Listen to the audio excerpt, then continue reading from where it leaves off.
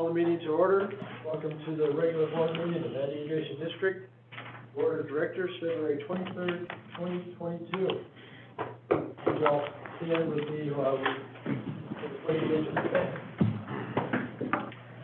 I pledge allegiance to the flag of the United States of America and to the republic for which it stands, one nation, under God, indivisible, with liberty and justice for all. Mr. President, if I could just make a comment this morning. We have 2 absent board members. However, we have 3 board members present, so we do have a quorum for today's board meeting. Not that we're making decisions after today, but we do have a quorum, just for, well, your understanding. So our general manager is not here today. And the gentleman is not around. So we'll carry on. Were we not invited to the party? What's going on? We are the party. No. That's right. She's missing it off. Yeah, that's right. All right, Madam Secretary, please call the roll, please. Yes. Division 1, absent. Division 2, Here? Division 3, Here. Division 4, absent. Division 5. Here. Thank you. All right, at this time, we will take public comment on any items not on today's agenda. If it's pertinent to NID business and you'd like to talk about it, star 9 your phone at this time, and we'll give you a chance to speak up.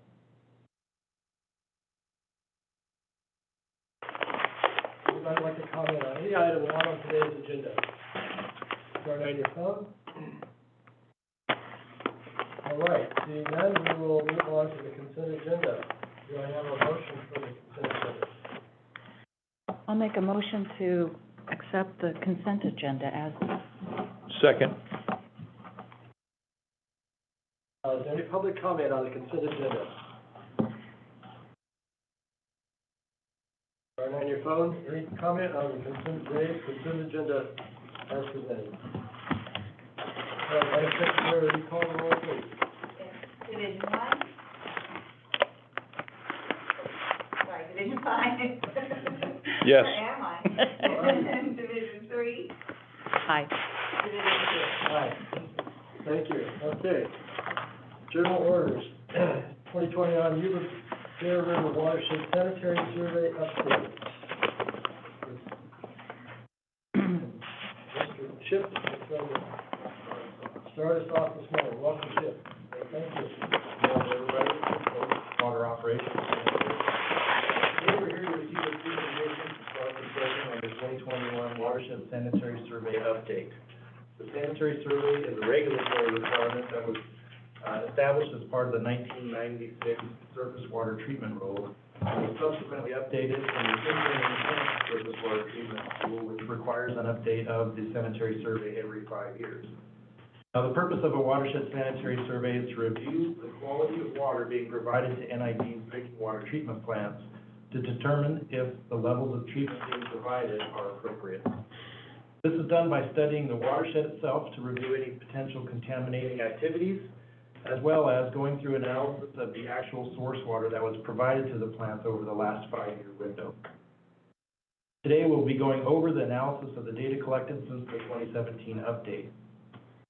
Next, I should also mention that PCWA and NID share in the same watershed. So over the years, the agencies have shared in this work collaboratively and shared in the development and the cost. This collaboration allows each agency to review the challenges and successes that each have witnessed in the facility and they substantially the first sanitary survey was conducted in 1996 by in-house staff. The 2002 update was completed by Black and Beach, and then all other updates since that, in 2007, 12, 17, and now the 21 update have been completed by Star Consulting. Both PCWA and NID appreciate Star Consulting and her team, as they always provide a comprehensive and thorough product, but most importantly, she lives within the watershed and has a personal connection to our community, so that's always appreciated. So with that, it is my pleasure to introduce Bonnie Starr and hand the presentation to her. Thank you, Chip. I appreciate that. Good morning, everyone. Morning. I'm going to start with sharing my screen, which will allow me to have my presentation up, hopefully. Does everyone see my screen? Yep. Yeah. Great. Well, good morning. Thank you for the wonderful introduction, Chip. He provided a lot of background information, so I'll be able to get through the first few slides a little bit quicker. But again, I'm Bonnie Starr. I'm the project manager for this project. I worked in conjunction with Leslie Palencia with Palencia Consulting Engineers, and we've been doing this for about 30 years throughout the state of California. We work with water utilities to help them assess the watersheds and the water quality at the water treatment plants to ensure that an appropriate level of treatment is being provided. As Chip mentioned, this work was done jointly with Placer County Water Agency. And I'm very thankful and grateful for being able to be working the fourth time with you guys on this project. I'm a Placer County resident, so I live in the watershed, so I really enjoy doing the work. This particular study, the 5-year period was January 2016 through December 2020. And as Chip mentioned, the surface water treatment rules require that you have to conduct an update every 5 years. This is a regulatory compliance document. The last one was completed in January of 2017. We finished this up in December of 2021. So our objectives, obviously, first and foremost, are to comply with regulatory requirements, and then to identify what is the appropriate level of pathogen treatment at the water treatment plants. How much log reduction do you need for Giardia viruses and Cryptosporidium? And we do that by looking at water quality constituents in both the raw and treated water. We look at the regulations that are current, as well as some impending regulations. Then we look at the activities in the watershed. They're called potential contaminating activities, and how they might affect the source water quality. And then the last thing what we do is we look at what kind of recommendations we can make to you to protect and maybe even improve the source water quality and treatment. So your watershed is a kind of a combination of natural and engineered system.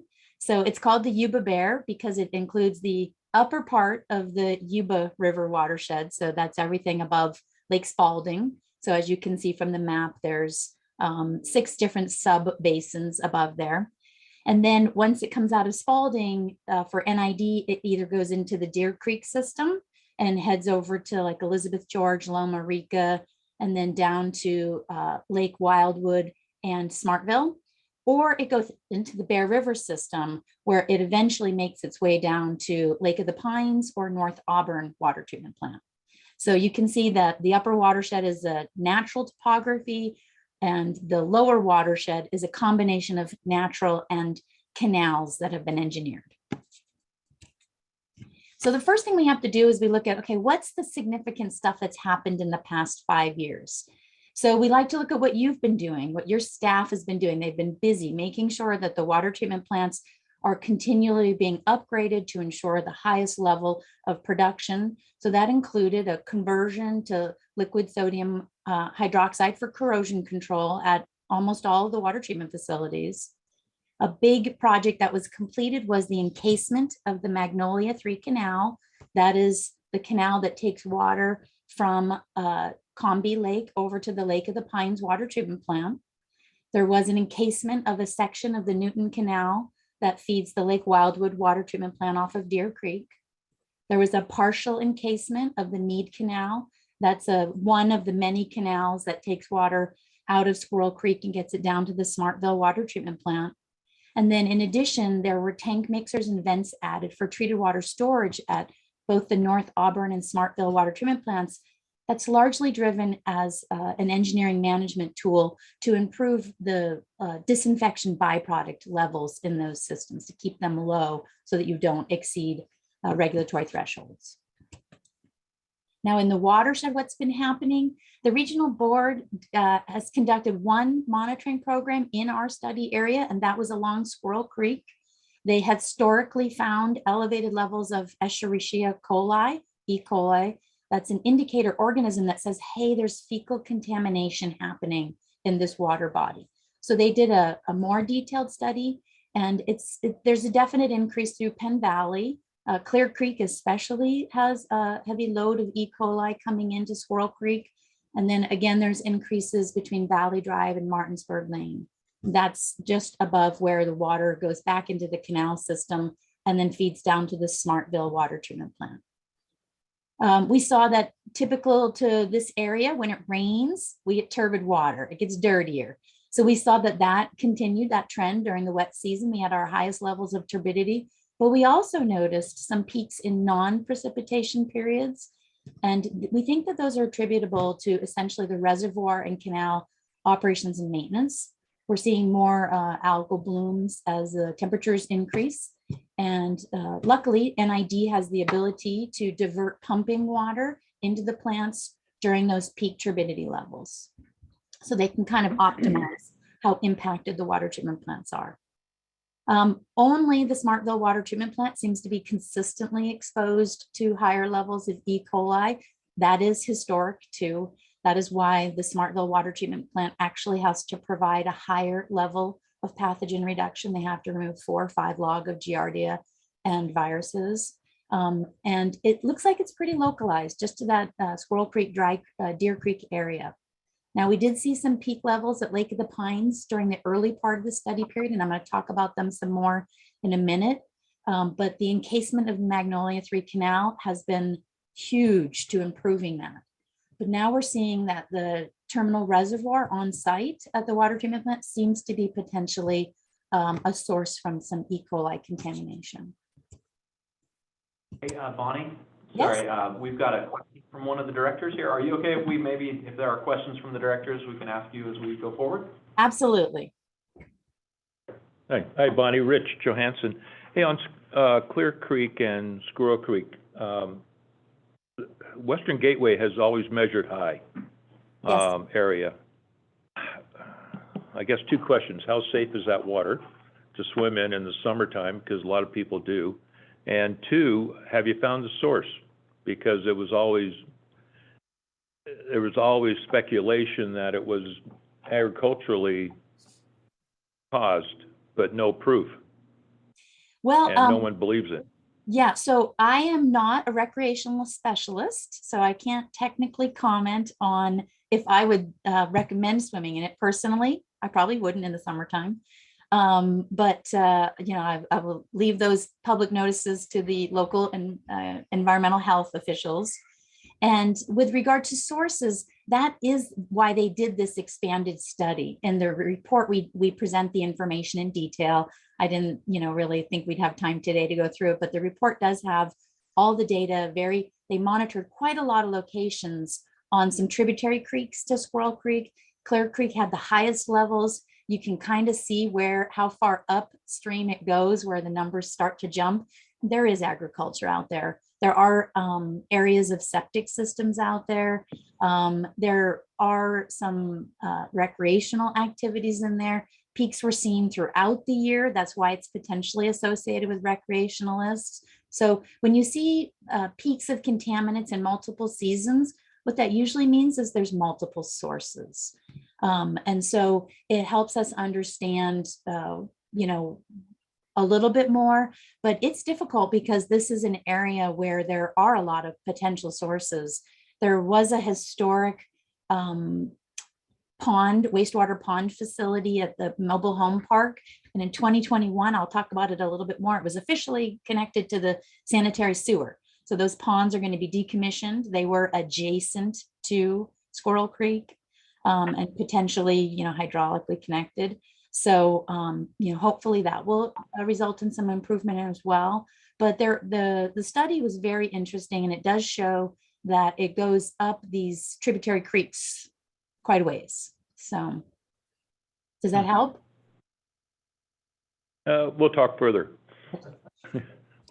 Thank you. Yes, certainly. But that's not really anything we can do about either. I mean, let's just say hypothetically, it is agriculture that is causing this, then there's nothing we can do, right? Or is there some role that we play in education or? intervention? There's not a lot of agriculture there.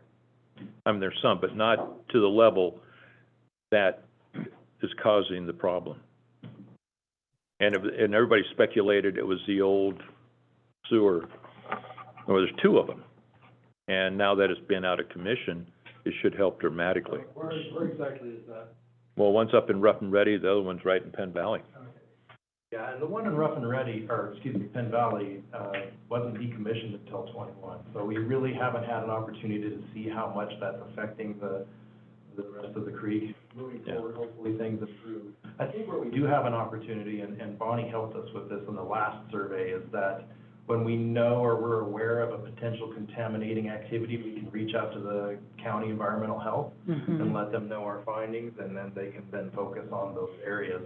That sewer facility at the trailer park there was one such location where we did that, and I think that really helped push that ball down the road of getting them connected into the regional sewer system. Yeah. So things like that, we can certainly encourage and inform the health department of what's going on in the watershed. That's helpful, Chip, thank you. That was a major accomplishment. Yeah, I can imagine. Karen, So good. if I could note, one of the most important things that we end up doing, because we don't own and have management control over much of the watershed, advocacy is really important. And so, as Chip mentioned, we did advocate. We did go to the regional board and say, hey, you're not watching this facility, and it's literally like 3 feet separated from the creek. You got to look at this more carefully. The data is suspicious from your own monitoring program.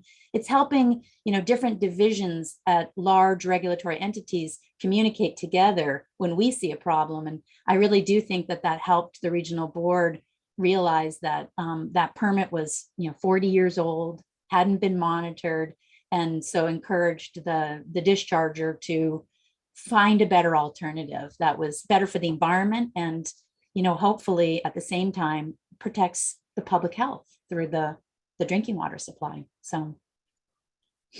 Thank you for that. Yeah. So the long-term 2 enhanced surface water treatment rule requires treatment for cryptosporidium.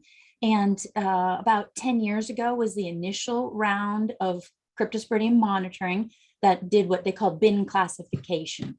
And at the time, all the water treatment plants were deemed to be low risk, except for Lake Wildwood, to cryptosporidium. And so it got bin 2, but everyone else got bin 1.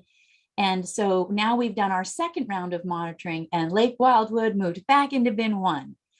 It was pretty much an aberrant monitoring point 10 years ago that just kind of screwed up the average. And so now the data shows that there really isn't any presence of cryptosporidium of concern. And so all the treatment plants are providing standard 2-log reduction of cryptosporidium. Total organic carbon matters to us because it's the precursor to disinfection byproducts after we disinfect the water. And so we look at the raw water levels of that, and it's been very stable in both raw and treated water at the treatment plants. Smartville has the highest levels, and we attribute that to the fact that it's the furthest down the hill and it has a very long canal system. You leave Deer Creek, you go to Squirrel Creek, and then it starts to get into 2, 3, 4 canals to get over to the Smartville water treatment plant. And those canals give them, they're small, they're earthen for the most part. It just gives more exposure to picking up carbon along the way. And then we looked at temperature and disinfection byproduct levels. So that would be total trihalomethanes and haloacetic acids.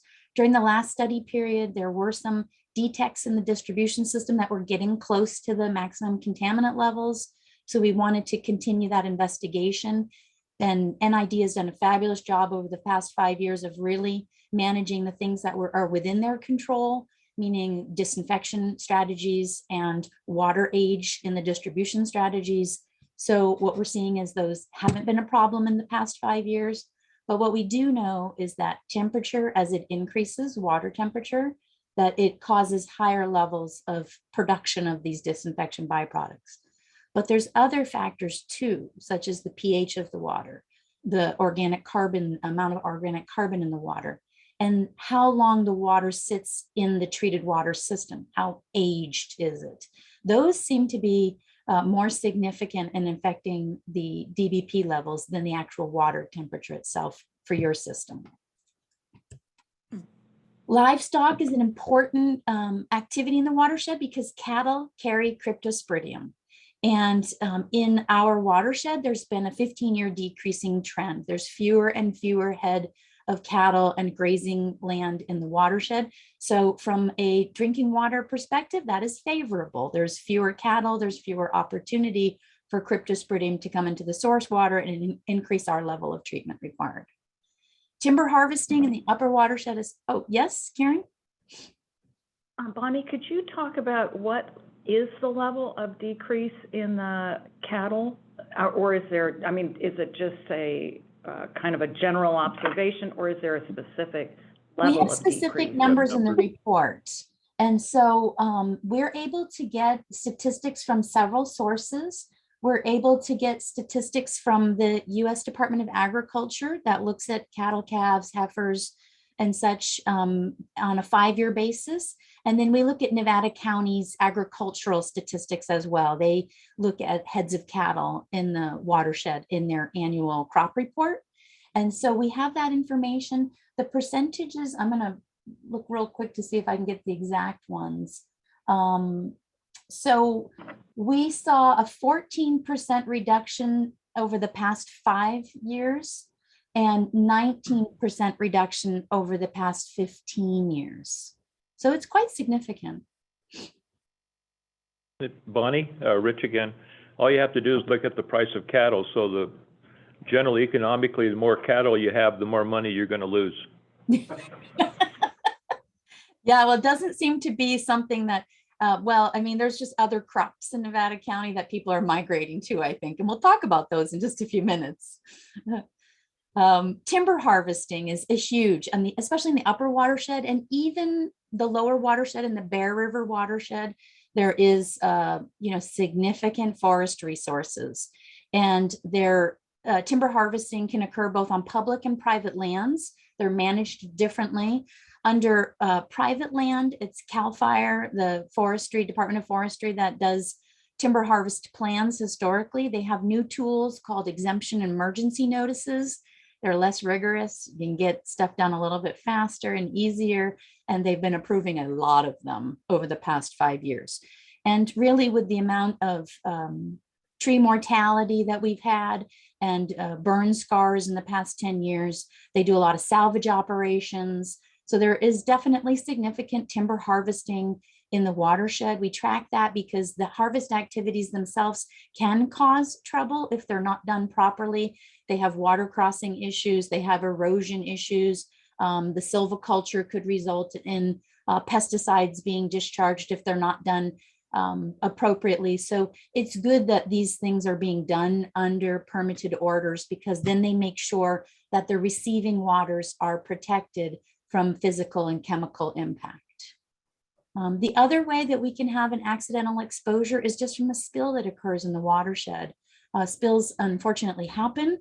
They can be vehicular accidents. They can be wastewater discharges from collection systems. There's a wide variety, boats crashing in lakes, helicopters. You just never know where an accident can happen. Most of those get notified through the Cal OES process, and we are supposed to, as water agencies, receive notification of anything that potentially impacts our receiving water. You're not getting those notifications. There's a pretty catastrophic failure between OES and DDW at this time. And so even though more and more are happening, we're not getting the notifications that allow your staff to take the appropriate actions to protect your facilities from contaminants coming in them and protect your consumers from contaminants that might pass through your water treatment plants. So that's, we're watching that closely. The Cascade Shores wastewater treatment plant discharges above to Greenhorn Creek above Rollins Lake. And it's been planning, the sanitation district has been planning to convert it to a land disposal rather than a discharge to surface water under the NPDS system, but they still haven't done it yet. And as I mentioned previously, the Penn Valley Mobile Home Park did connect to the public sewer, and they are in the process of The regional board is working with them to decommission the ponds. So that'll be hopefully good news to report in the next update. Mining is another activity. There is not significant change in the watershed. Other than that, there was one new and one pending gold mine operation upstream of Rollins in the Bear River watershed. And they're usually required to get stormwater management permits because they have a lot of open exposed land with industrial activity, but it hasn't been issued yet because they have not become operational yet. So even though they're technically permitted, they're not operating. So, and then outdoor cannabis cultivation, it's expanded significantly during the study period. And there are statewide and county-specific ordinances. We're interested in outdoor cultivation. We have to look at both legal and illegal grows as we can. There are significantly more grow activities in Nevada County. Sierra and Placer County have pretty much not encouraged the cultivation within their boundaries. And where we live is the perfect place to grow and cultivate cannabis. So there's a lot of it. And even though there are many, many, many permitted growers, there are more unpermitted illegal grow operations. So Bonnie? Yes. Yeah, on that subject, are you finding high phosphorus levels in the water? So phosphorus is not a constituent in our watershed that should be naturally there. So it's not monitored at anything beyond standard frequency. And I think that at the water treatment plants, I should say, we live in a snowmelt area. We're not supposed to have nutrients. So there's very little development above you. And it hasn't been identified as a risk. There's not significant eutrophication of lakes and such. So it's not a constituent that we include in this assessment, but there has been a significant increase in algal growth through the engineered system over the past maybe 10 years.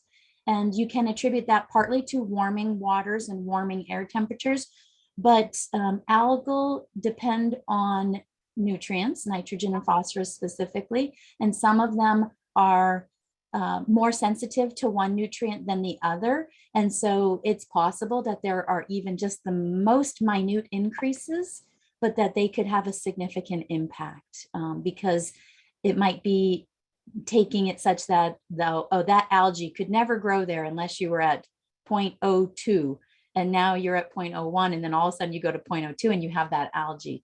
So we haven't evaluated that specifically, but we do have some interest in the algae presence. So if an algae investigation was done, certainly nutrients would be looked at that in more detail. So following up, so people doing soil analysis have noted that 50 parts per million on phosphorus is sufficient to grow a crop, any crop.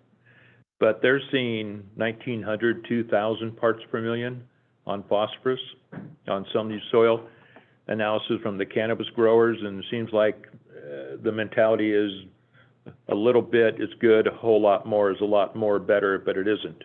And so it's getting flushed into our watershed, and the blooms pretty much correlate to this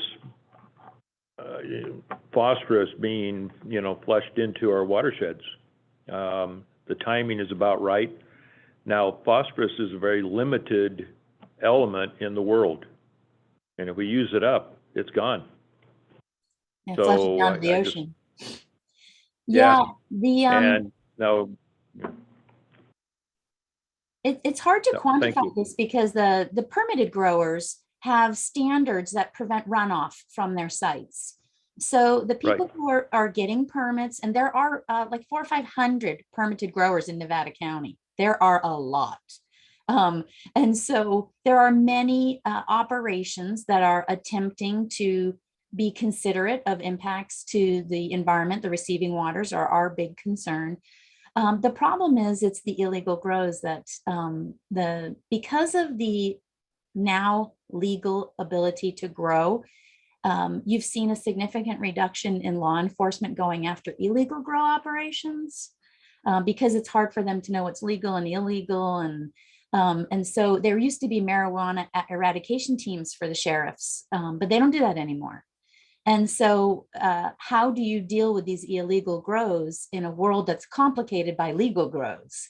And so it's been very difficult. You know, these aren't the people that are going to the learn how to grow cannabis correctly regional board meetings that they do. They do a lot of outreach to growers about nutrients and pesticides and, you know, good cultivation practices, but the illegal growers aren't going to those. And so because it's an illicit activity, it becomes really difficult to attempt any management on, because you basically need law enforcement to do it. There is no other approach to manage illegal activities. And at this time, the sheriffs in the counties have not decided that they're going to pursue management of illegal cannabis cultivation, unless a neighbor calls and specifically, you know, complains about a specific site. So Even then, and even then, I mean, we all, I think a lot of us live here, we know what happens, you know, not much. So it is a real, it's in our sanitary survey because it's something we think is a real issue and has real potential to impact the quality of the source water in a variety of ways. So whether it's because they've clear cut an area and they're just causing more erosion to the receiving water, sometimes they're stealing water, so there's an issue there, and sometimes they're dumping excessive nutrients or pesticides. You know, some of the grow sites they find completely illegal, cannot be used in California pesticides. These are drug trafficking operations that bring them from out of state or out of country. These are massive, deadly pesticides that are not good for the local environment where it's being grown, let alone if it discharges to our receiving water. So there's a lot of issues associated with these activities, and I'm happy to report about all the permitted users and the processes that the state board and the regional board are trying to use to encourage recreational and medicinal growth cultivation in a responsible way. But the big question is, what do we do about what I think is probably the real problem? It's all the illegal stuff. So I think you made my point that I was going to make beautifully.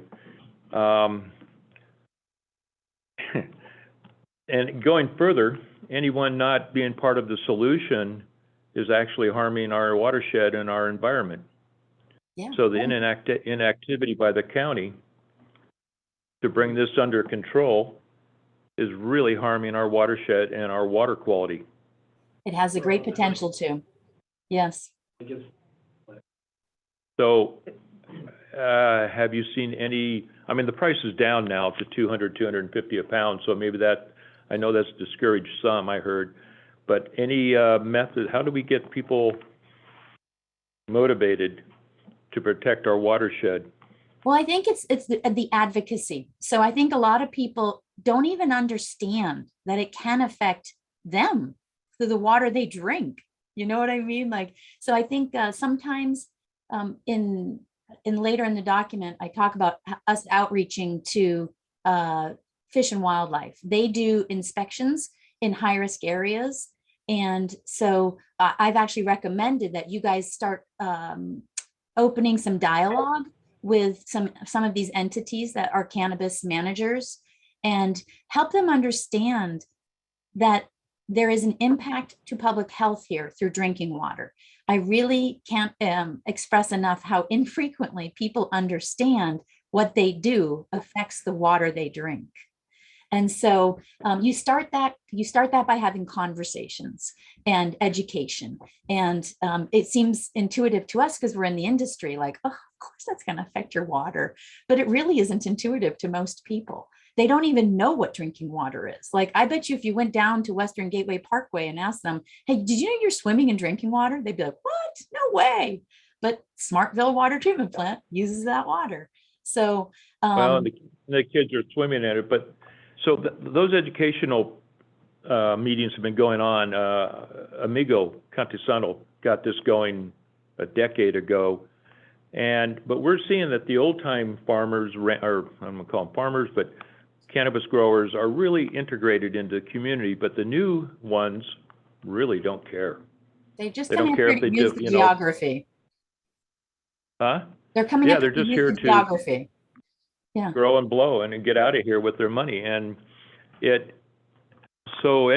not sure education's gonna work. I think enforcement will, Well, I but mean, we when I don't say have it. education, I mean with the management agencies. That's what I mean. I don't mean Okay. public outreach. I mean, management, with the county, Nevada County has a cannabis division. The sheriff probably has a connection to them. When you outreach to them, that's the education that needs to be done, is to entities that actually can make effective change.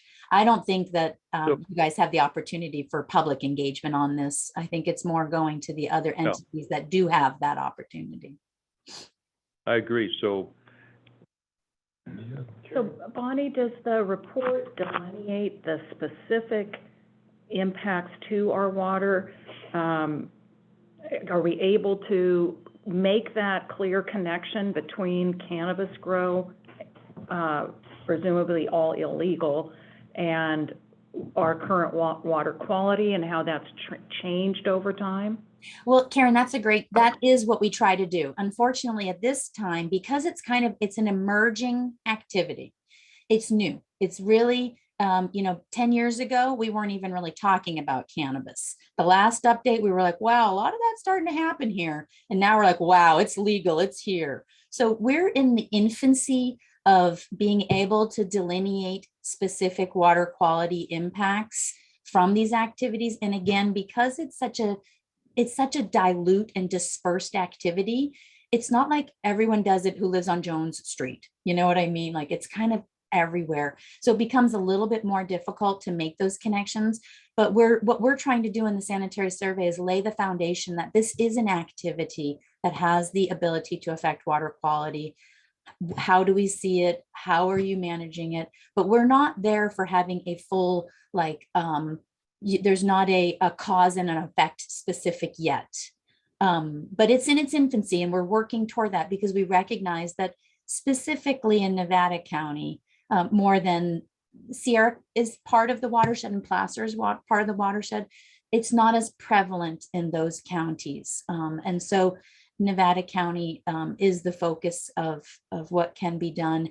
And then, like I mentioned, I'll talk a little bit more, but Fish and Wildlife does do these inspections in high-risk areas. And because the Yuba River is a wild and scenic river, it gets advanced protections from an environmental perspective. So that would encourage more inspections to be done in that watershed, and that's part of our watershed.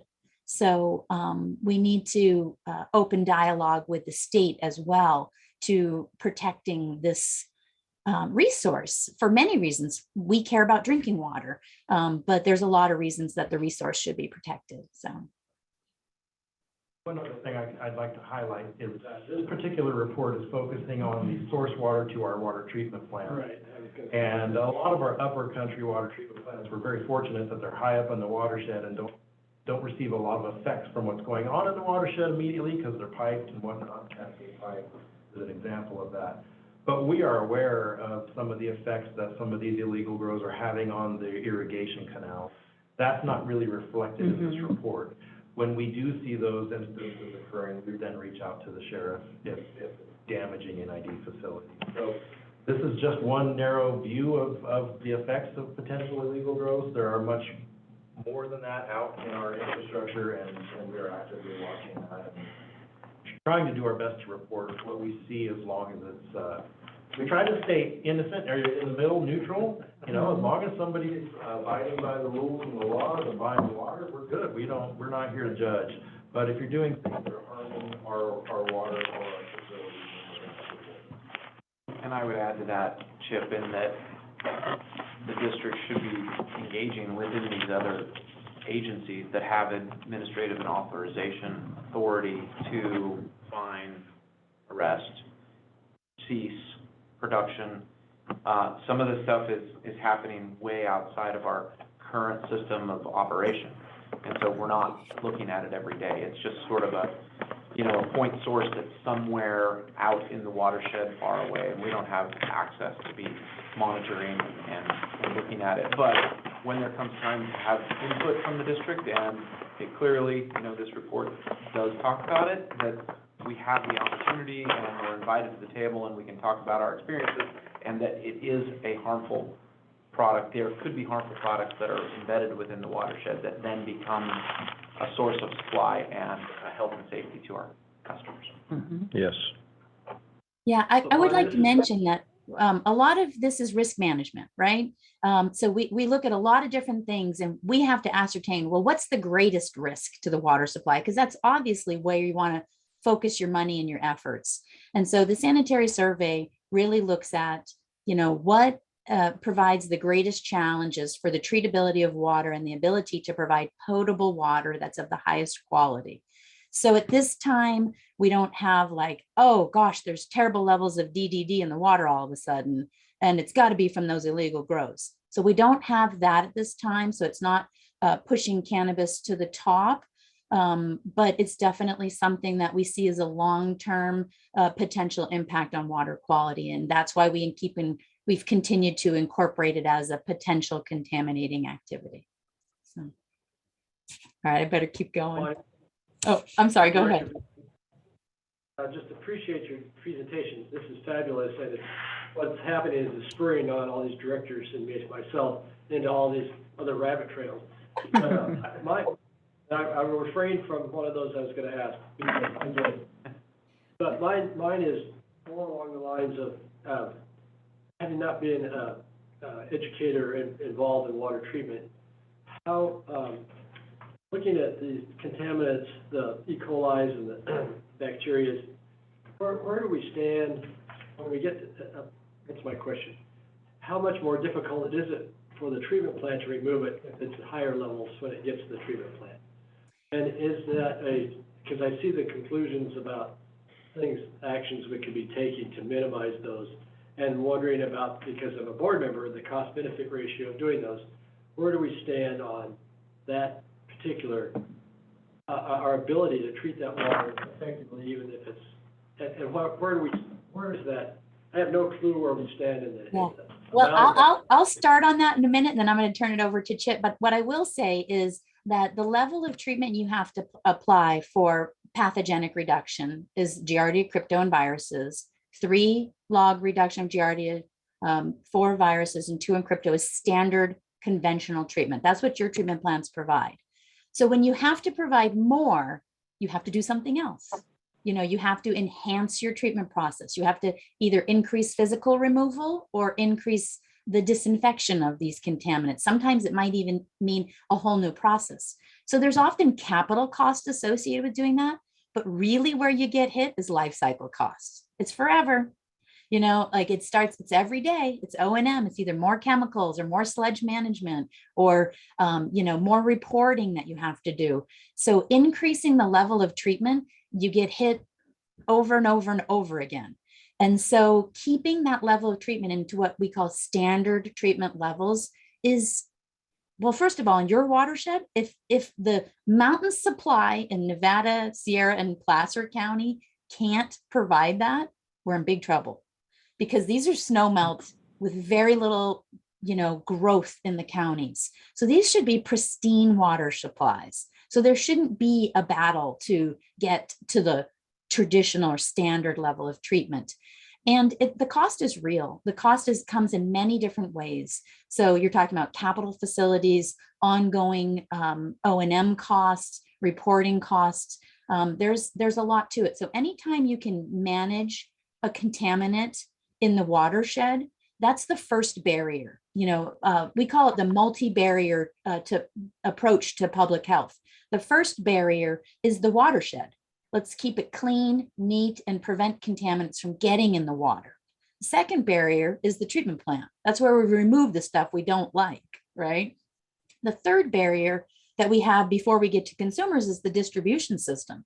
So we make sure that we have a well-run, clean, well-operated distribution system that takes that beautiful treated water and keeps it whole.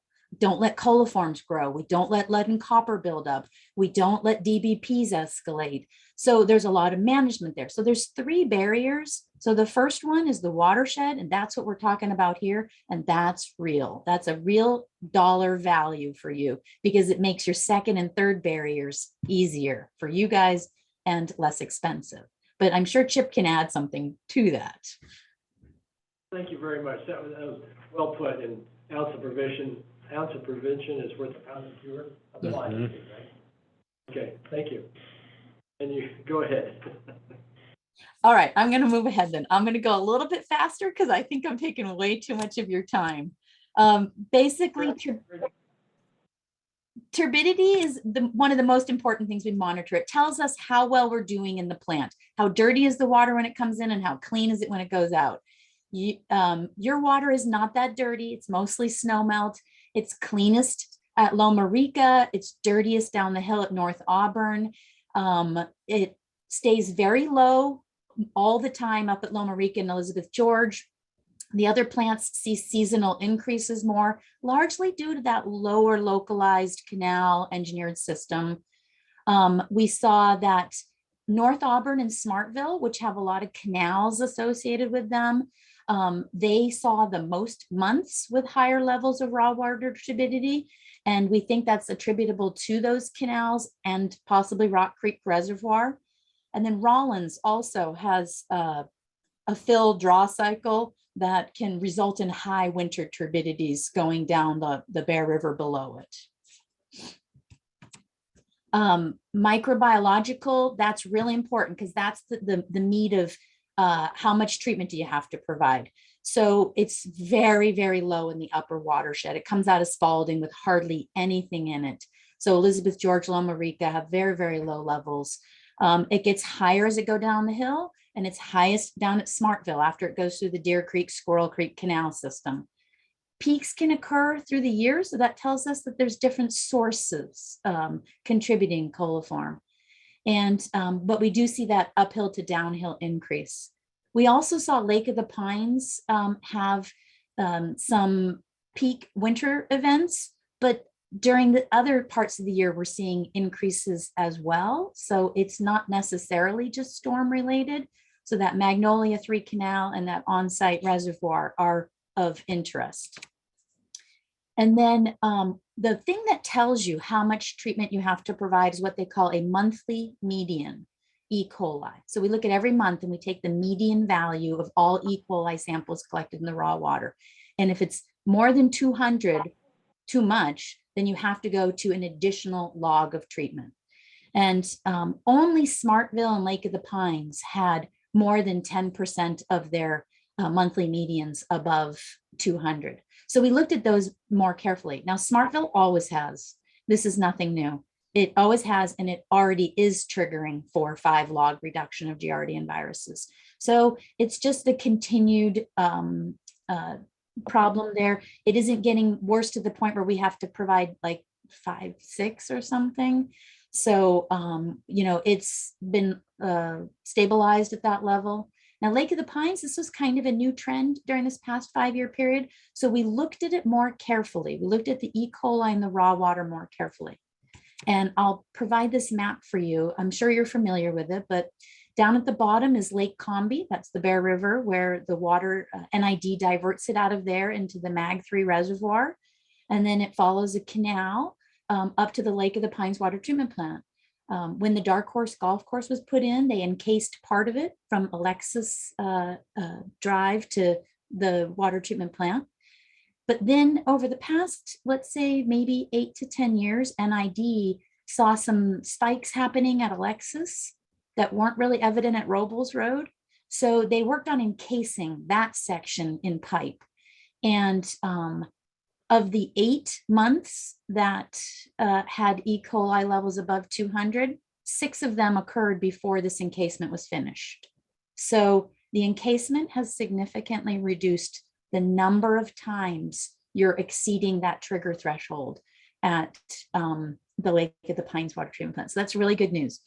So what the point I wanted to make here is that your staff's decision to encase canals through vulnerable areas has a huge payout here. So it was a very good investment. This chart also just kind of shows the levels in the canal, the Mag 3 canal, how between 2012 and 2014, we saw a bunch of the peaks here. But you can see when the canal, the first part of it was encased, and then the second part of it was encased, how those peaks are gone. So it's making a big difference through the canal, that it's not picking up local runoff anymore. There is a ranch in that area, the Baldwin Ranch, that has cattle in it. And so it's very possible that the runoff could occur into the canal, but not anymore because it's encased. And so this investment was well worth it. But this data shows not sure, oops, sorry, I didn't mean to do that. This shows the water treatment plant influent at Lake of the Pines. So this is when the water comes out of the Mag 3 canal, it goes into a small reservoir at the water treatment plant. It's a raw water reservoir, kind of like equalizing tank, raw water tank there for the water before it goes into the plant. And as you can see, prior to let's say 2018, there were a couple of big peaks. Those have been gone since then. But what we've really seen is that the timing of the peaks has changed. It used to be in the wintertime, like associated with storm runoff. But now we're seeing the peaks are in the fall, September, October, and they're not related to precipitation. And so in talking with your staff and thinking about what activities might occur, the canal is very protected. We don't see these peaks in the canal, but we see them in the on-site reservoir. And the staff think that it's perhaps geese that are, becoming native, the Canada geese that decide they want to live here because it's nice and comfortable and warm. Like, everyone loves California. And so they are deciding to overnight on the reservoir because they love to overnight on a pond, and the reservoir is a good place for them. It's safe. So it's possible that that could be contributing to these peaks that we're seeing in the E. coli. So it's uncertain at this time, but there's definitely something happening in the on-site reservoir. There's no other discharges to it. There's not a lot of other potential sources. So the canal has done a great job, and now we need to figure out what's going on in this little reservoir, and Lake of the Pines will be, in really good shape. We continue to investigate, if I may, we continue to investigate what's going on down there, and we've had staff go out in the evenings, even in the middle of the night, just to check on the facility, and we have found that during the day, the geese tend to be congregated down at Lake of the Pines Reservoir itself and in the golf course area, but for whatever reason at night, they all pick up, relocate, and our pond is absolutely full of them at night. Wow. This is the That's so storage pond at the interesting. facility. That's correct, yeah. And I believe it's because it's fully fenced and protected, and they know no one's gonna come in and bother them there. what, So we when have is a fix- duck? We have a wonderful fix for that. The Yeah. problem is Canada geese are protected species, even if they've become local. So it's illegal Really? to harass them, and you have to get permits to cull them.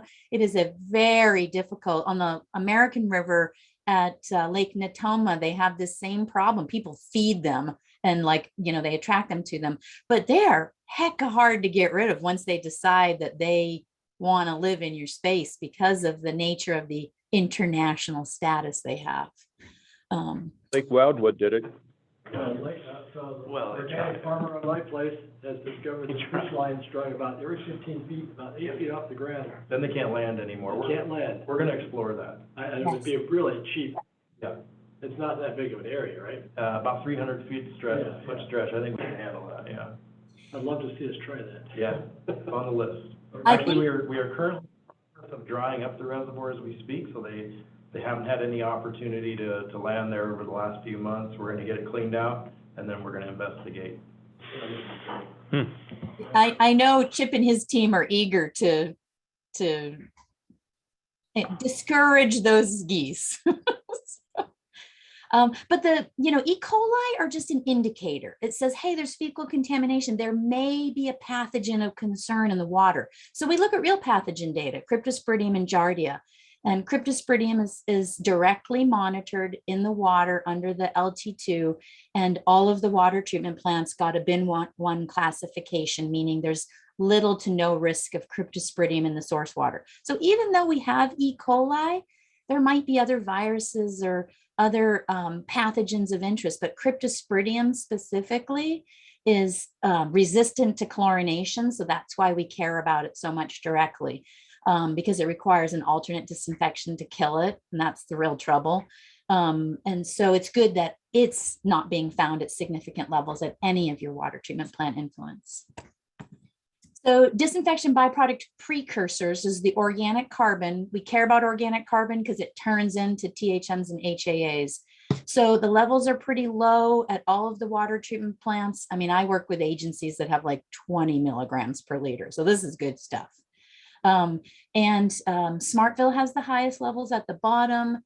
We see that THM formation does get impacted by temperature. Haloacetic acids did not seem to be as strongly correlated, but generally the levels were very stable over the 5-year period. So that's a good thing. The treated water is excellent. You have individual filters that are monitored, and then the combined filter that's monitored. Your effluent turbidity levels are an order of magnitude below the regulatory threshold. It's amazing. And under the surface water treatment rule, you're required to remove 80% of solids. You're at 98.7 to 99.7%. It's excellent. The plants are being run very well for solids reduction. The distribution system had no detects of total or fecal coliform in them, showing that the third barrier is being well protected. The disinfection byproducts, so those THMs and HAAs, all the standards were met at all the sites during the study period for each of the systems. We see seasonality, but it varies by system, mostly depending on the source water quality, the treatment, and then distribution system operations. And your staff has really done a top-notch job when that, 5 or 6 years ago, when they started seeing those numbers increase, they took control of, taking and installing tank mixers, optimizing treatment, optimizing distribution system operations, and it's evident in the water quality. So that's very good. I looked at all your other Title 22 regulated constituents. There's a few little detects of lead and copper, but nothing exceeding the action levels. Few detects of aluminum, iron, that's normal. That's in the soils in this area, nothing of concern. And at the Smartville water treatment plant, there was one ultra low detect of xylene, literally like 4 orders of magnitude below the MCL. So nothing of concern, probably just a coating got in somewhere. And then in addition to all the regulated stuff that you do, your plants monitor for some unregulated contaminants as well. You do that because a regulation is impending on those. And so, for instance, hexavalent chromium had an MCL, then it got repealed and it's going to be coming back. But it's been monitored in the treated water. The levels are very low. And again, it's a normal contaminant in our soils. So it's not a surprise to see it there. It's not from a point source or something. And then the 2 large plants, Elizabeth George and Loma Rica, monitored under the UCMR4 for some potential federal regulated contaminants. Almost everything was non-detectable. And the things that were very low. Manganese, again, is naturally occurring. And they did have you look at a new suite of what they call brominated HAAs. And so looking at are there more HAAs that have the ability to affect your health that need, instead of carbon as the basis and chlorine as the basis, they need bromide as the basis. And as you can imagine, we don't have bromide in snowmelt. So there was really no detects of these. So that's good news. If they make the MCLs stricter for HAAs to include brominated HAAs, it won't affect you. The contaminant sources. We looked at aquatic pesticide application. You do apply pesticides to your canals to manage them. It's very controlled, it's permitted, it's not applied in close proximity to the drinking water intakes. Nothing's ever been detected at the plants. PG&E does not do anything to their canals. They don't do any pesticide or very little management practices on the canals and reservoirs that they have. As I mentioned, rangeland livestock is reducing over time, and the state board is putting out some grazing guidance for them. This is a non-point source, kind of like agriculture.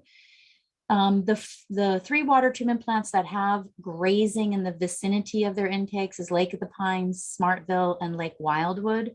We have seen periodic impacts of those. And so Lake of the Pines, the encasement has been really, really valuable for basically eliminating the risk to grazing.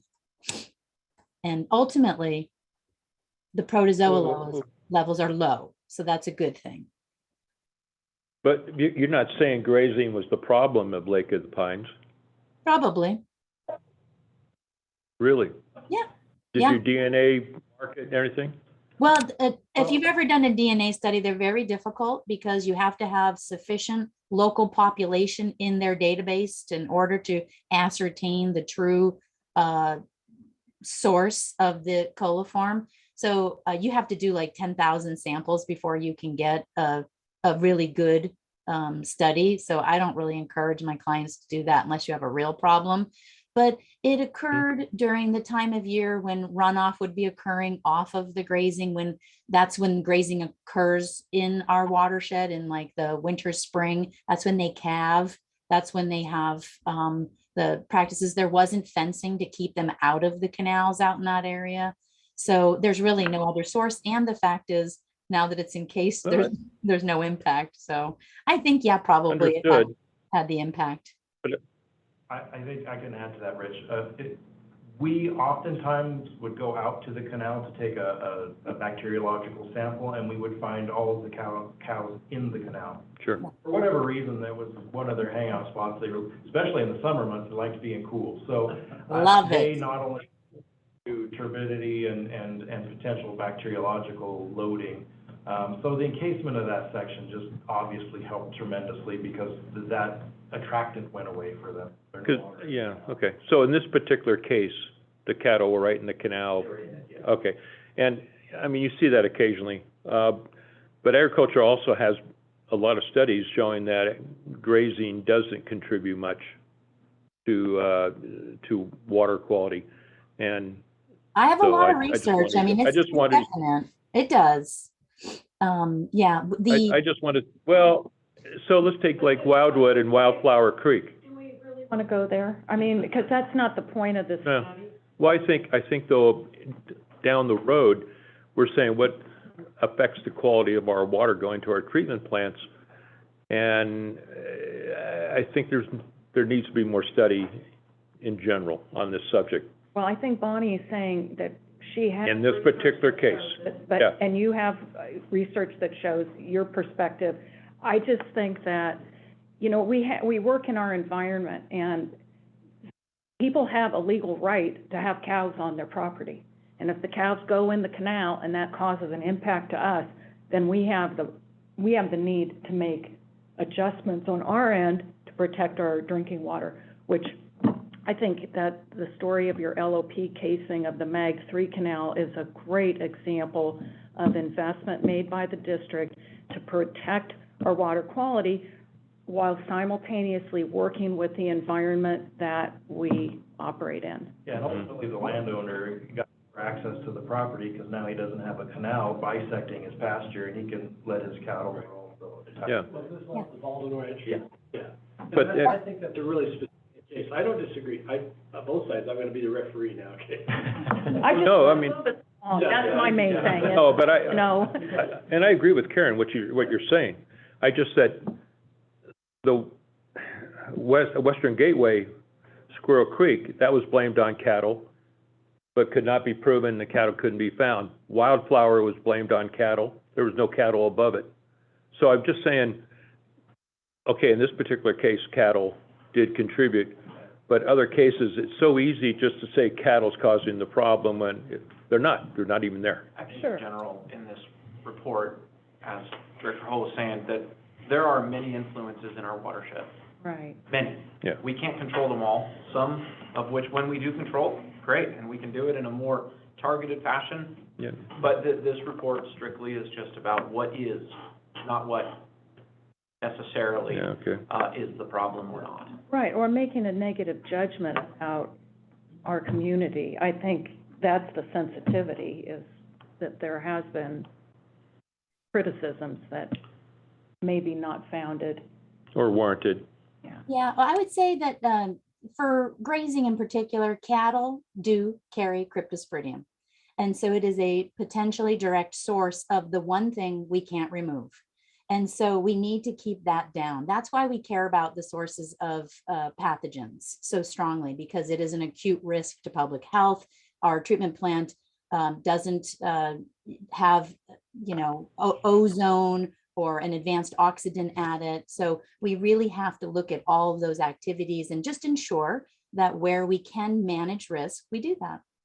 So. I And think deer those- would also fall into that category? Deer, no. Okay. Nope, just cattle. They love the cryptosporidium for some reason. Giardia doesn't like them, but cryptosporidium loves cattle. So Sheep, goats? beavers. I don't know about sheep and goat. I've never heard of significant infection in them, but Okay. All right, so timber harvesting, as I mentioned, there's a lot of it going on. We'll probably be seeing more in the future because California's new vegetation treatment program is mandating a minimum of 500,000 acres managed per year. And so we'll probably see more fuel reduction happening. And as long as it's being done in responsible ways, that's a good thing. It helps make forests healthier. So, and prevents wildfires, which we only saw 3 fires during the past 5 years. One was like 15 acres at Greenhorn Campground, and then there was the Lobo and Jones fire, which were over on the Deer Creek system, which did impact the Newton Canal. And so we looked at those. The other thing is NID participates in CABI. CABI is a great regional solution. And really the Yuba Bear is a regional water supply. So I know NID got some funding to help with that partial encasement of the Meade Canal down to Smartville. And also the fuel management forest health projects that they encourage have indirect impacts. When we have a healthier forest, we have a healthier headlands to our watershed. And so that's really good for us. Recreation is everywhere. It's not quantified anywhere anymore. PG&E used to do quantifications. NID does a little bit of quantification at its pay to use facilities, but much of the recreation that occurs in the upper watershed is not tracked carefully. But the U.S. Forest Service, PG&E, and NID all have recreational management programs. And again, the monitoring program along Squirrel Creek shows that recreation does occur there. Peaks do occur during that season. So it could be one of the many sources causing impacts to Squirrel Creek. And then, as I mentioned, the spills are happening throughout the watershed. The formal notification program through DDW doesn't work, but your NID staff has developed some alternate spill programs with local entities. So if the county health hears about something, they'll call the water treatment plants. But these are informal, and it's really necessary that the state improve its formal notification process because it's really an important tool for protecting public health. Wastewater, Cascade Shores, hopefully it'll become land disposal. Penn Valley is now connected to the sewer. During the study period, the city of Nevada City's wastewater treatment plant had a lot of boo-boos. I don't know what happened. It had always been a well-performing plant up to that time, but it's had a lot of significant compliance issues. It's working with the regional board on implementing projects to improve its treatment processes and its discharge effluent quality. So it discharges to Deer Creek. So that has the potential, I believe it's downstream of the Newton Canal diversion, but yet upstream of the Smartville water treatment plant. There's not much urban runoff in the watershed. There's a few areas, there's a few industrial permittees, there's some construction permittees. No one really collects data, but fortunately we don't have much urban development in our watershed. Mining, it's obviously nowhere where it used to be. There's not a lot of mining in the watershed. And the Superfund, the one Superfund site is the lava cap mine. And it's capped and discharges are going to be treated by 2023. It keep getting pushed out. So hopefully that will really happen soon. But ultimately, the constituents that are associated with this discharge aren't at levels of human health concern in our source water.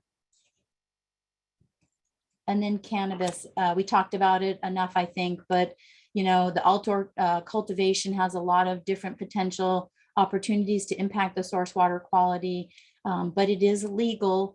And, you know, there are different management programs in place to hopefully encourage appropriate cultivation activities. So our recommendations. So continue doing what you're doing is a lot of it. Your staff does a wonderful job of optimizing the treatment, optimizing the system, watching all the different solids reduction and DBP formation. Just keep doing what they're doing. They're very in tune with their water quality, and they're also empowered to take the steps to do what they need to do to ensure not just potable water, but very high quality treated water. I work with clients who don't allow their operations teams to really operate as effectively, and you should really feel good about how your team is doing. There are these localized contamination sources at Lake of the Pines and Lake Wildwood. We see these kind of unusual peaks that might be associated with the local drainages, maybe the overnighting geese.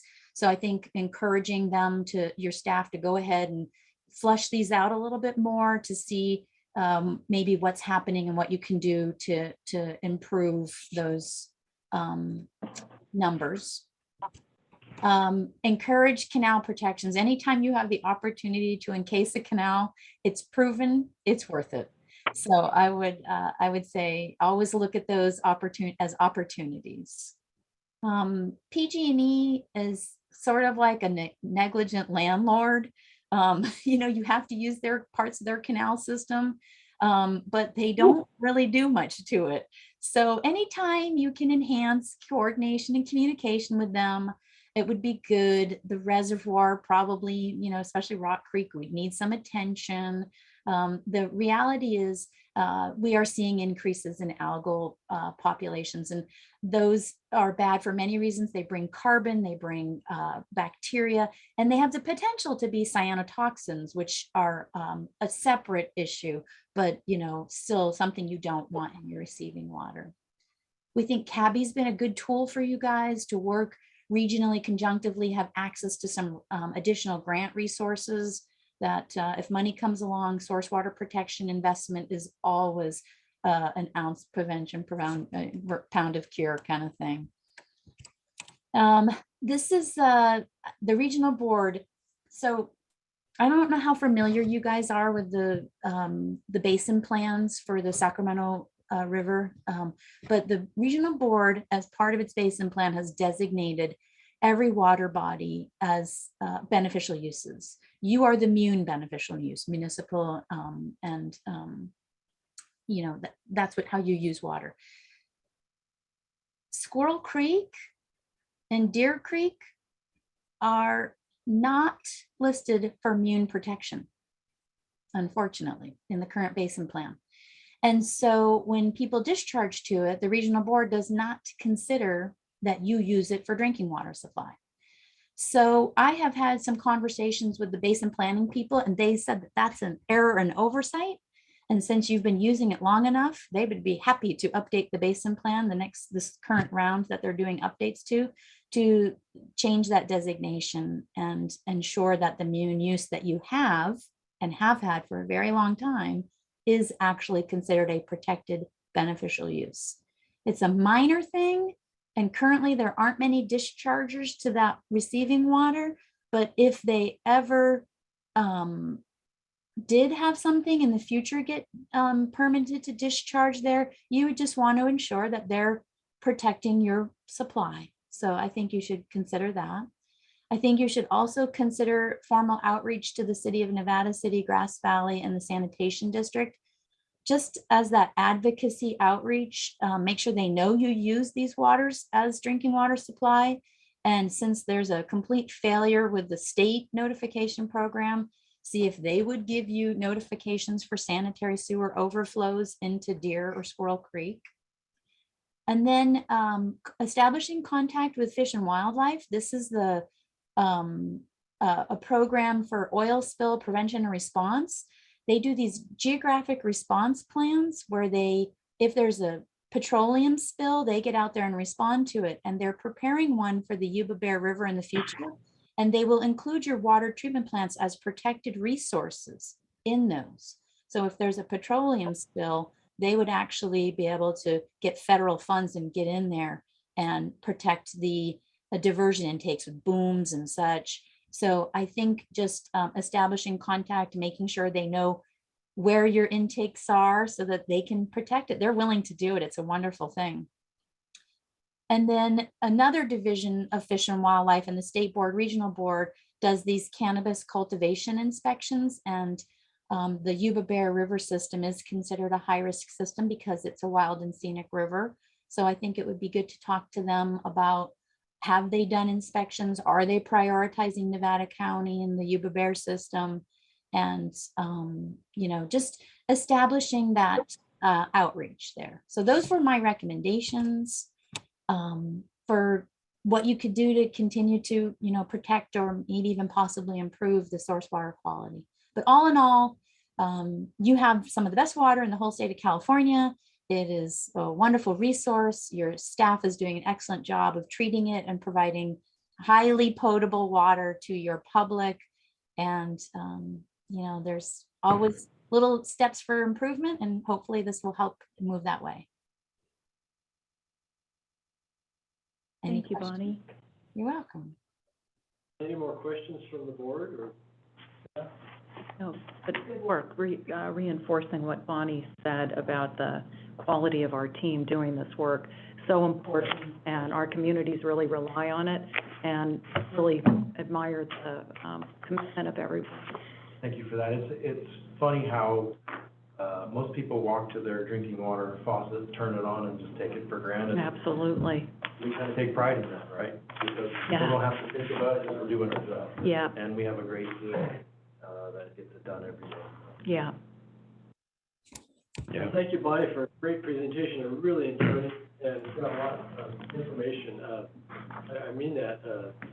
It wasn't just dry, it was good stuff. Well, the report can get a little dry. It's long. I glanced at the numbers, I go, well, I'm inept at second them, but your presentation was spectacular, so. Well, thank you again to NID for selecting my team to do this work. I really love the investigatory problem-solving nature of it, and it is my backyard. So I really enjoy learning a lot about what's happening in our communities, and hopefully, helping Chip and his team make things better. So thank you for having me. Thank you. Thanks, Bonnie. Thank you, Chip. Yeah, thank you. Comment? Oh, good idea. Any member of the public like to comment on this presentation we've had this morning concerning the sanitary survey update for NID and PCWA? If you'd like to start on your phone, Laura Marhite, go ahead. Hi, thank you for, this was a great presentation. I felt like, thank you to really being the concern for our cattle and calling attention to how we often get blamed for things that may not belong to us. And I just wanted to let everybody know that those of us in agriculture do belong to the Irrigated Lands Program, where we are part of a water monitoring system that looks for agricultural contamination. So we're doing our part, and we appreciate what NID does to solve problems when they come up like that through the Lake of the Pines area. So thank you. Laura, anybody else like to comment this morning on the sanitary survey update? Start on your phone. Last chance. Okay, seeing none, we will continue on. This is a informational item only, no action to be taken. Receive and file, and we will submit the document to the state. All right. Thank you, Chip. Thank you very much. All right. Lower Cascade Canal and Upper Grass Valley Canal Tree Health Canopy Settlement Pond Monitoring Report. Say that 5 Well times. said. And it's actually good timing, right? We were just talking about, canal encasement, so. Well, and this is what I seen on information for both of these. They go, we could have some catch-22s in here. Absolutely. Excuse me. Okay, well, good morning, board, staff, members of the public. Doug Roderick, engineering manager.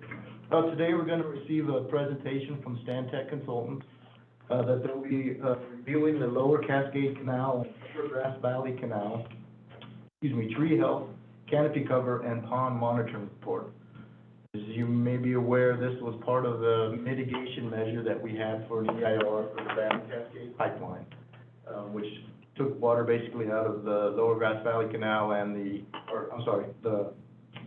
Upper Grass Valley Canal and the Lower Cascade Canal, and piped it directly to the treatment plants at Loma Rica and at Elizabeth George. So part of the requirement was that we were going to do a 10-year study to see if reduction in flows in the canals would affect the tree canopies, the vegetation, and the ponds, right? So that's what this report is about. And this is our 8th year, so we'll have one more study that we'll do in 2023, 2022, and then we'll report it in 2023. And so in this particular one, every 2 years we have to do the tree health assessment. Every 4 years, we also do the canopy cover assessment and the pond study. So this particular report will have all of those items in there. And with that, what I'll do is I'll go ahead and introduce Megan Oates and Bernadette Beasy, which is the folks from Stantec that will give us a presentation on the report and who developed the report. And then we can go from there with questions. Thank you. Megan, Bernadette? Great, thank you so much.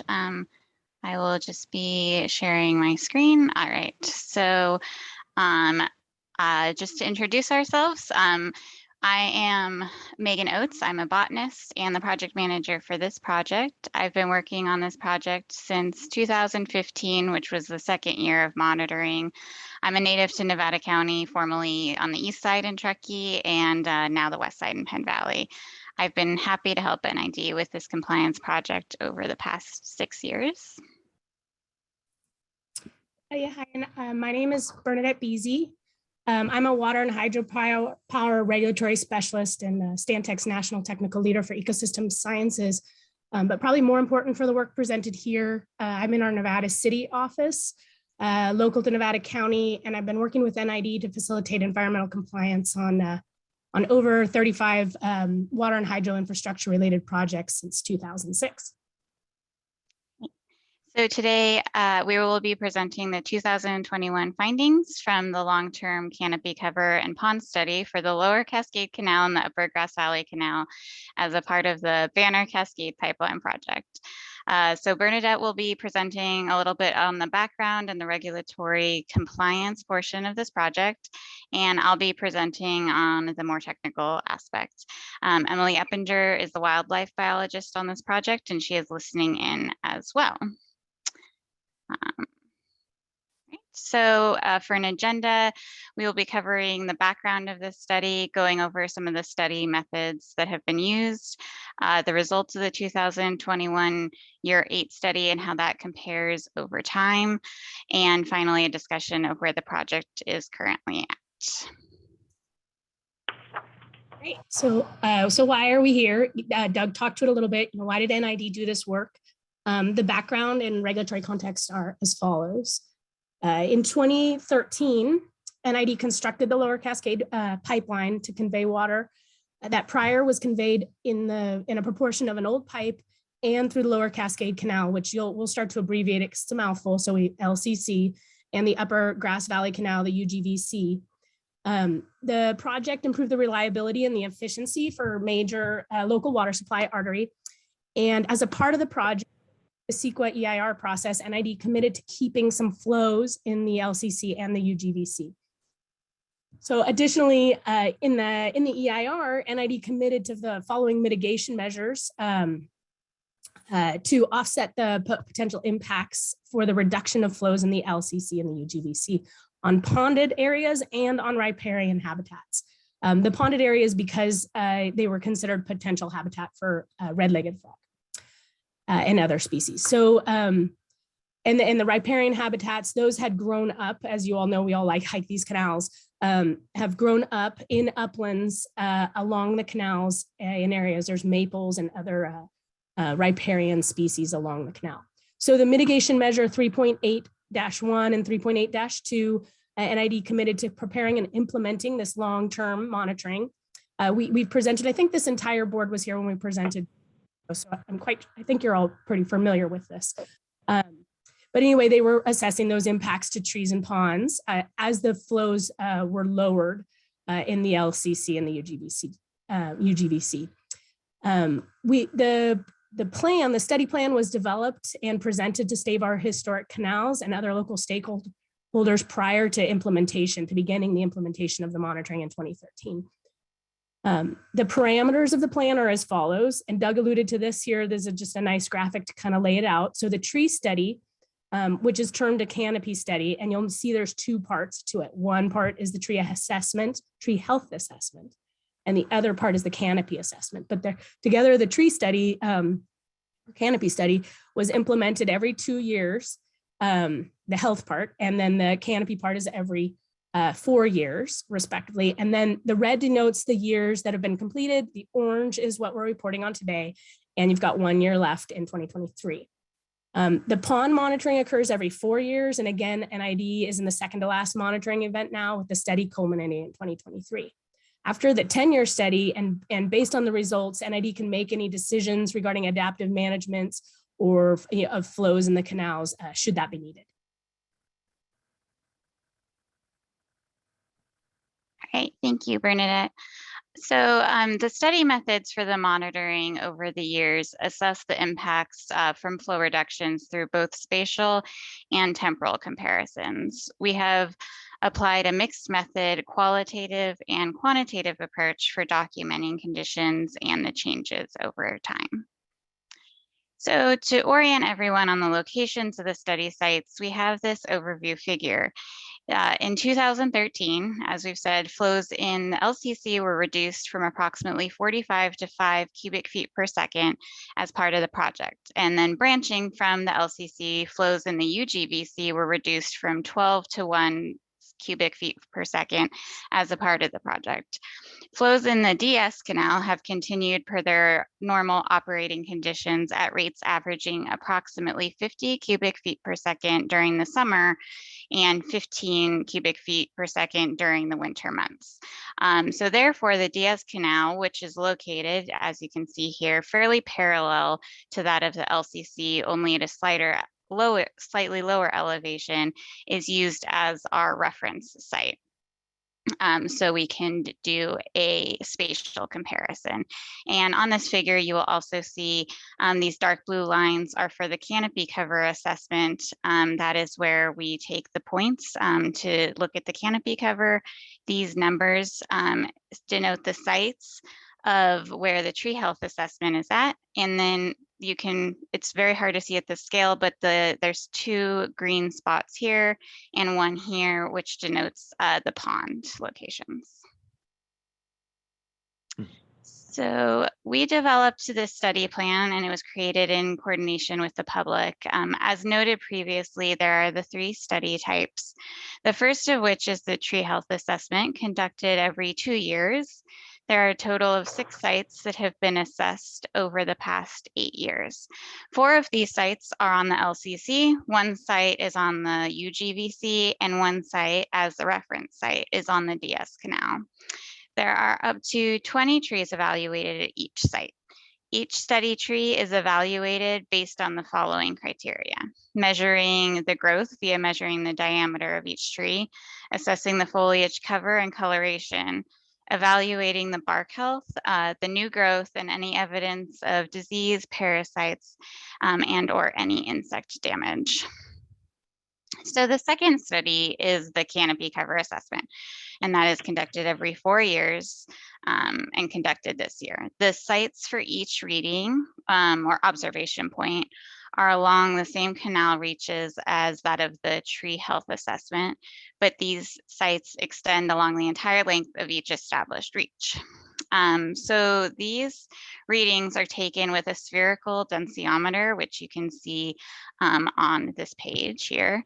The densiometer measurements are taken at about 1 meter above the canal level. The densiometer is kept level by using the little bubble that is shown here to make sure that you're level and so that it is consistent with all of your readings. The mirror then reflects the same degree of arc overhead, and the canopy cover above is displayed within the mirror. This utilizes a method of a fixed grid for standardizing the measurements.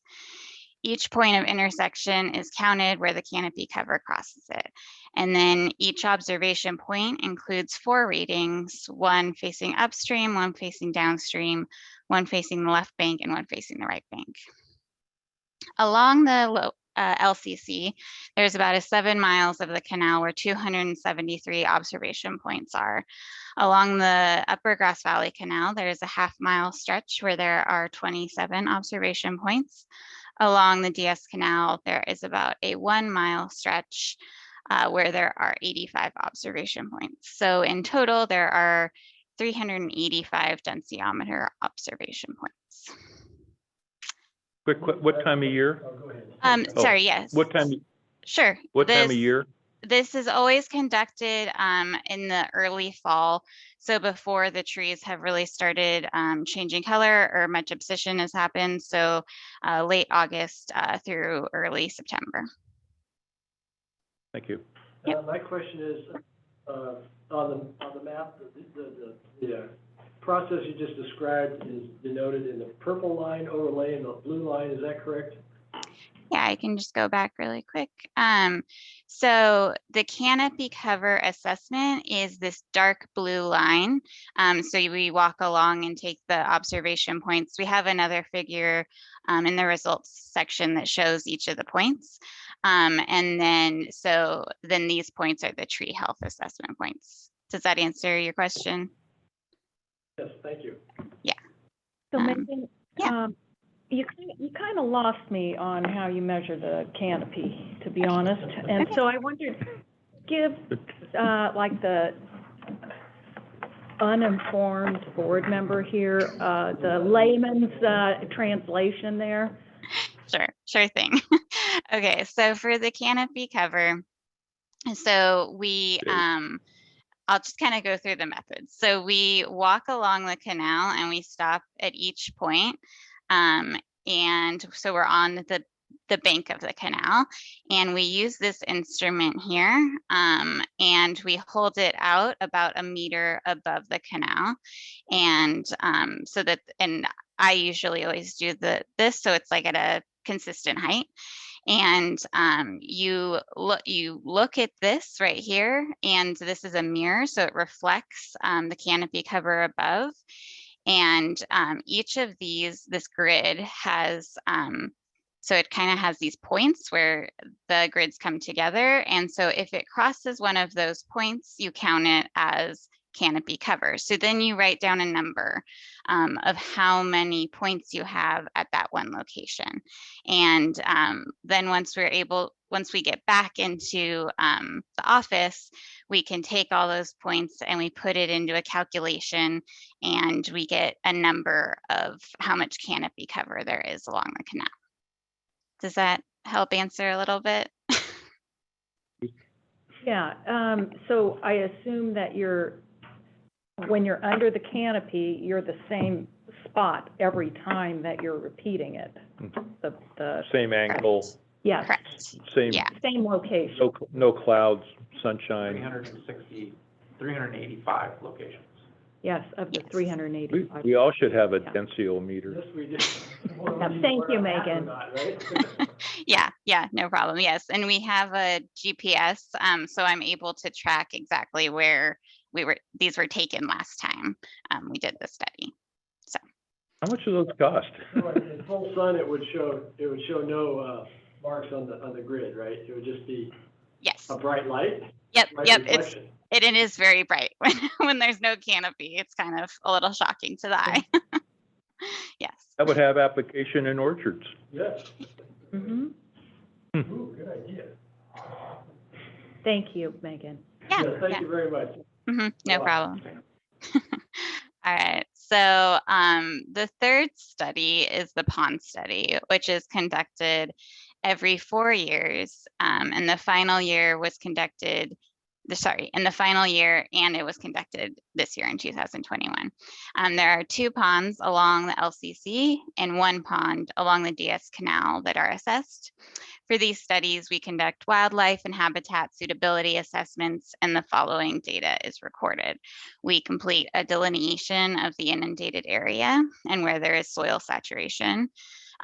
We analyze the hydrology patterns, the range of the water depths in the pond, the soil type. We note what types of vegetation are present, and the wildlife species that we observe while we are there, and complete a California red-legged frog habitat assessment. We also take site photographs that we can compare from year to year. Have you found a red-legged frog? No, there has not been any. It is suitable habitat for red-legged frog, but we have not ever seen any. Have you found bullfrog? We Frog. have found some bullfrog, yeah. So They're a probably farmer stuck. a farmer made an observation maybe 40 years ago, said, that I really respect. He said, we had a lot of red-legged frogs until the bullfrogs came, And they ate Yep. them all. Exactly. and they ate them all. Yep. If you find bullfrogs, it's very unlikely you're ever going to find a red-legged frog in that location. And bullfrogs are not native? No, they are not native. Megan, my question is, these ponds, I'm assuming, were created because there was a canal went by and water leaked into a hole? That's why we're studying them? Yes. So these ponds, they're along the canal, and they get their water from the canal. But we still have to just monitor as part of the mitigation measures. We just have to monitor the habitat along and make sure that it's not changing, although it is not likely to change due to the fact that they are still getting water from the canals. Thank you. Mhm. And getting water from the canal, they're purchasing NID water. Yes, correct. Yes. The pond owner. Are these pond owners, or are these, my question was, Oh. are these developed ponds, or did they naturally occur because of the seepage? They're developed ponds. Developed ponds, Hmm. Gotcha. Yeah. they are purchasing water? Yeah. She probably, Okay. The mitigation measure. Yeah. thank you. You're welcome. Hmm. All right. So for the results, as we've noted, all 3 of the study components were required in 2021. So for the tree health data, we can compare from every 2 years from 2013. And then for the canopy cover and the pond study, we can compare for every 4 years since 2013. So now we have 3 sets of data for that as well. All right.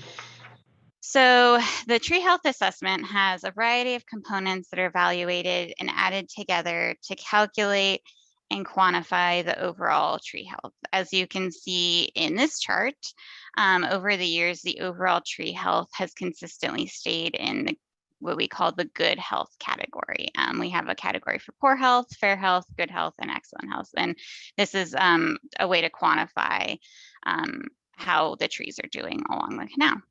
So there has just been some slight changes over the years, but I color coded this to be the yellow to be the good health, and Site 4 was the only exception in 2013, was in the excellent health category. So water will do that, but we're noticing off the canal, a lot of trees are dying due to the drought.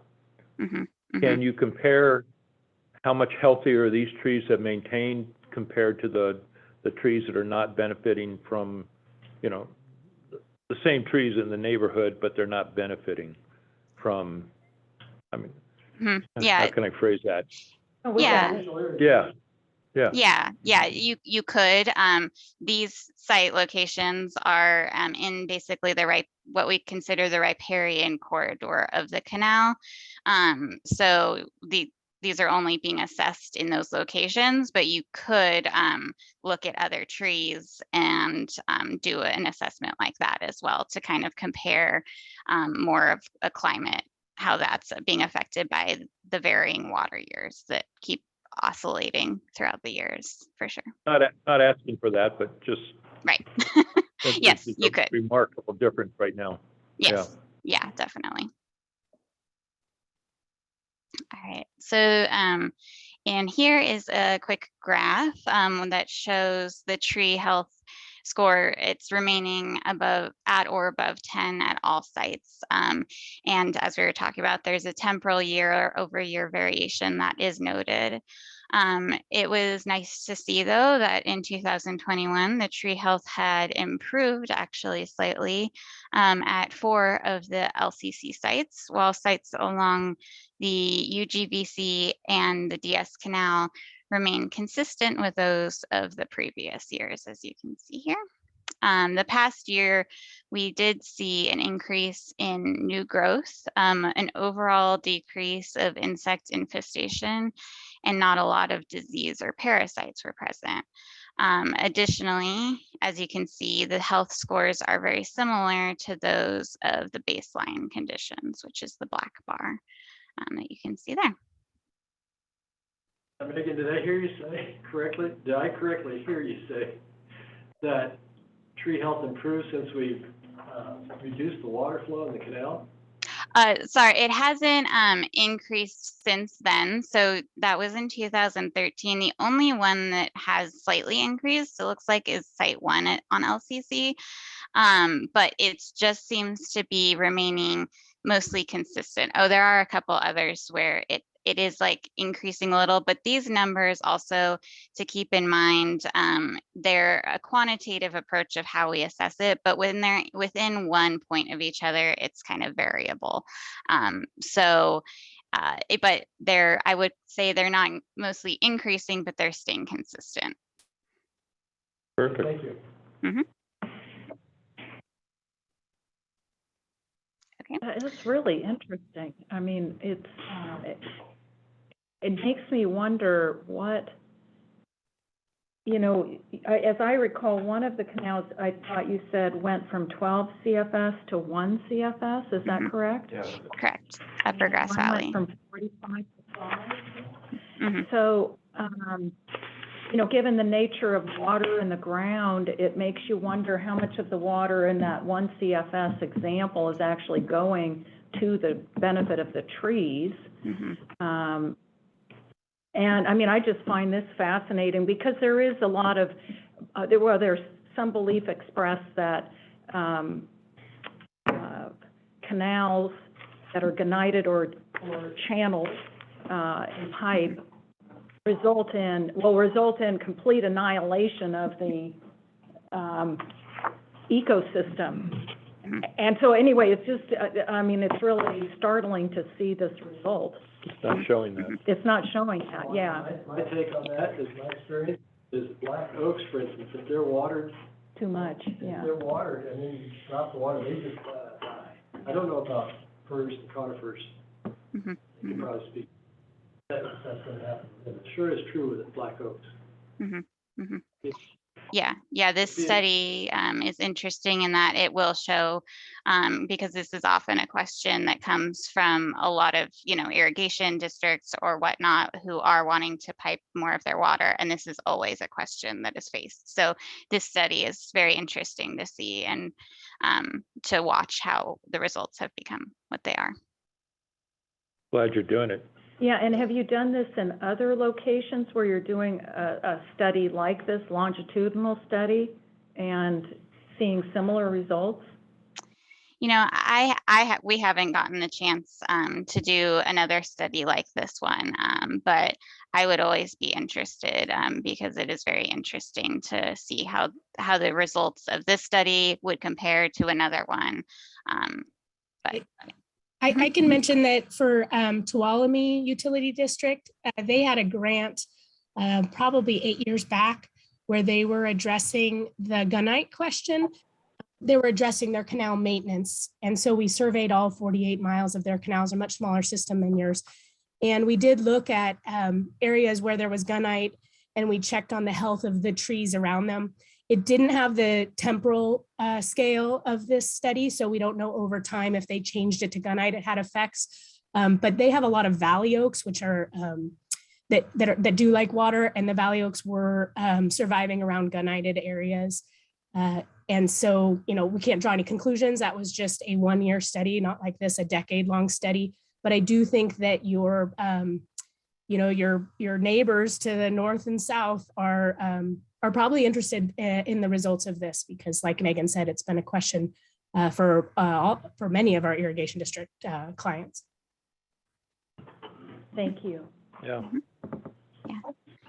Right. So, so for the results for the canopy cover assessment, so this was the figure I was referring to earlier that shows the points. So we take a GPS point at each location where we stop and record the data. So then when we go back in 4 years, we know where that point was taken.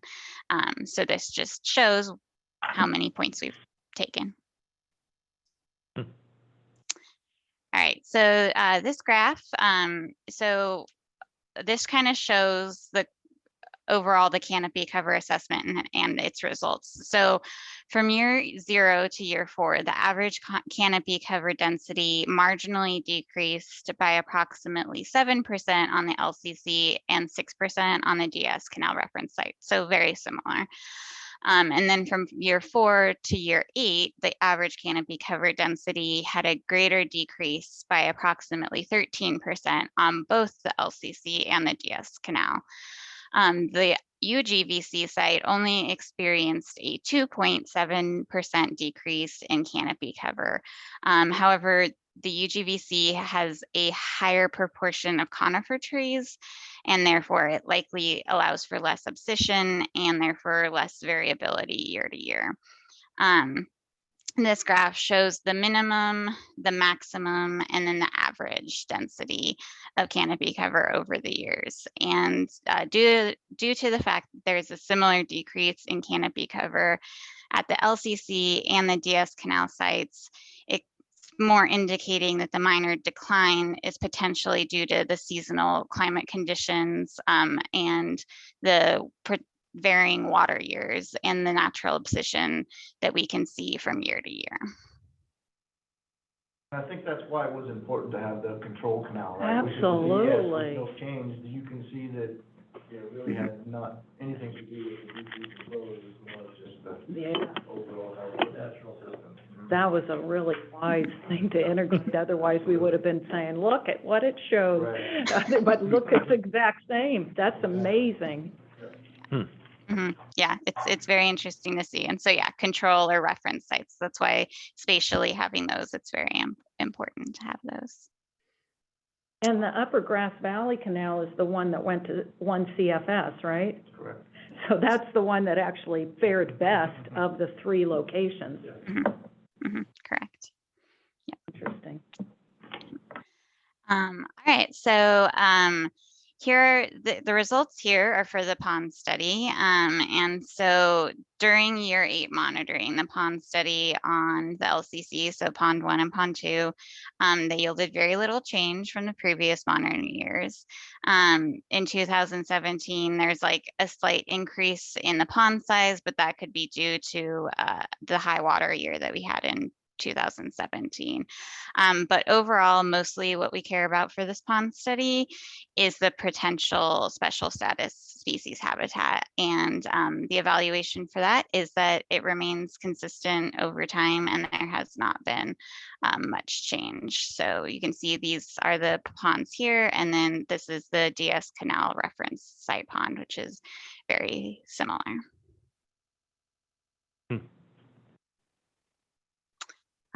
Okay, so now we're to the discussion point, and so what we've noticed over from this year's monitoring and over the past 8 years is that the annual weather variability seems to influence results. We have seen a lot of drought, as we all know, and then we've also had some spikes in rain years, and it seems to mirror that pretty well.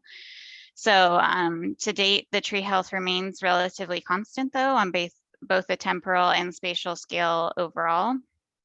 The sites remain relatively consistent to those of the baseline conditions, and they remain in our good health category.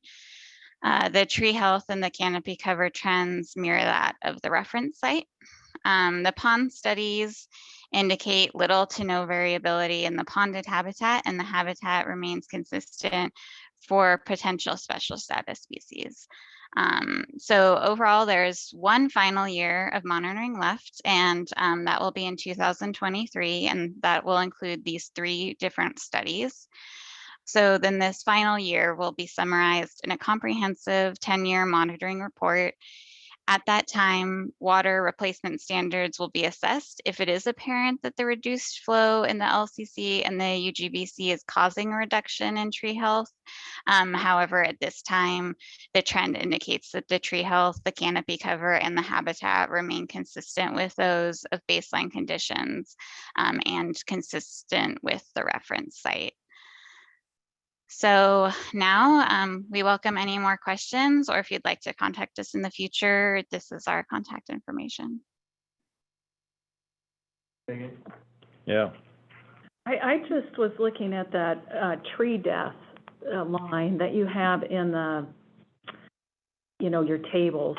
And this is another really interesting thing, that the DS Canal, just at glance, seems to have the highest rate of tree death among the sites studied. Yes. I wasn't sure if from a percentage perspective how that compares, but again, I just think this is really interesting because anecdotal data says that, the canals are so critical to the canopy and tree health, and yet, wow, I mean, it doesn't quite bear that out after 8 years. Yes, correct. Yeah, and I would be more concerned about those tree deaths, but because we did see, as you've said, the most at the DS Canal, I think it's just as years go on, the trees they die, and we're seeing that at the DS Canal. So it's not throwing up any major red flags for us. Yeah. Questions? Anybody from the public like to comment? I have one other comment. Oh, go ahead. This is an example of where you're glad a CEQA requirement was enforced upon us, because we might have skipped this had we not been forced to do it. Well, I mean, I kind of assume we were forced to do it, but I just think this is invaluable, and it's invaluable to other water districts as well. So I think this was really a fascinating outcome. It's definitely a tool that we can utilize moving forward when we start to look at other projects, absolutely. And this was, this monitoring plan was developed in coordination with the public. And we also went through, I think, the engineering committee, so we had opportunities to engage the public on what we were going to be doing with the plan. So. Yeah, a really good point there, that the public, because these canals are such a precious community resource, the fact that you engage the community in designing this project, I think it builds a sense of confidence about, in our relationship with the district. So I really appreciate that. Should we go for 20 years? I would do it for 20 years. But you might. Like 7-mile walk. Any member of the public like to comment this morning on this, presentation about the canopy cover over Lower Cascade and Upper Grass Valley? I can't see my screen now. Chris, can you see There's anybody? no one raising their hand. Okay, Oh, here we go. here we go. Oh, good. Michael? Michael Hillwell, go ahead.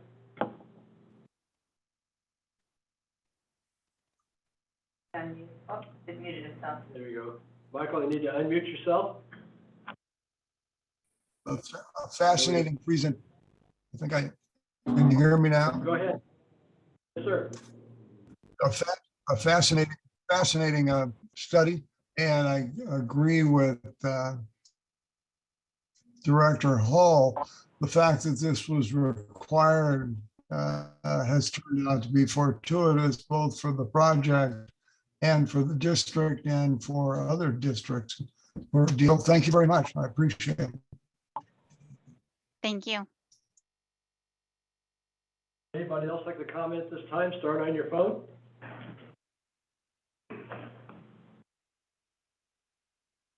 Okay, seeing none. Thank you, Megan. Thank you, Bernadette. Thank you, Doug. I have a question Thank for you. Doug. Oh, go ahead. Not advocating, but I've heard that to encase the whole district would be somewhere around $3 billion. Is that a Jennifer number? Nope, no. She has one similar to that, I think. But and this was pre-COVID when the pipes were, were still. So is there a number that you have and that no one's gonna hold you to it, some ballpark? Because, and I also heard that very hard to get grant money for it. It would fall back on to the water ratepayers. So how right is that comment? Well, 3 billion seems a little high to me, but it's gonna be very expensive. I mean, you're talking in probably the $500 to $600 million range if you truly want to do all our canals. Well, I saw somebody out of Pescadero encased from a lake, and then just took that per mile cost, and that was not with outlets Yeah, so you have to, I mean, and meters. that gets tricky, right? Because the Newtown Canal encasement was very expensive because of the EIR and the whole process and the realignment and moving it back and forth. Whereas the encasement that we did on the MAC 3 was much cheaper. So a lot of it's gonna depend on that aspect of it, what the environmental document's gonna look like, how we're gonna go through that, with the whole public process and individual property owners. We've had trouble with replacing the DS flumes a few years ago, replacing the old flumes with the new, more modern, because everybody likes the look of the old flume. And so that adds time and cost to us to get Right. through that process, right? So. Yeah. So it's almost case-specific, It is. location-specific It is. per mile, times I think the 500 bigger one is miles. you probably look at being more specific in certain areas that you'd want to encase first. I think there's some areas of our system you probably never would want to, it's probably not worth the effort. But then there's others that you probably want to start a systematic approach and do it that way. Treatment plant ones would be one, potentially one that we'd want to take a look at first, as well as just some other areas where we have a high, loss rate in Yep. some sections. And those are my 2 points exactly.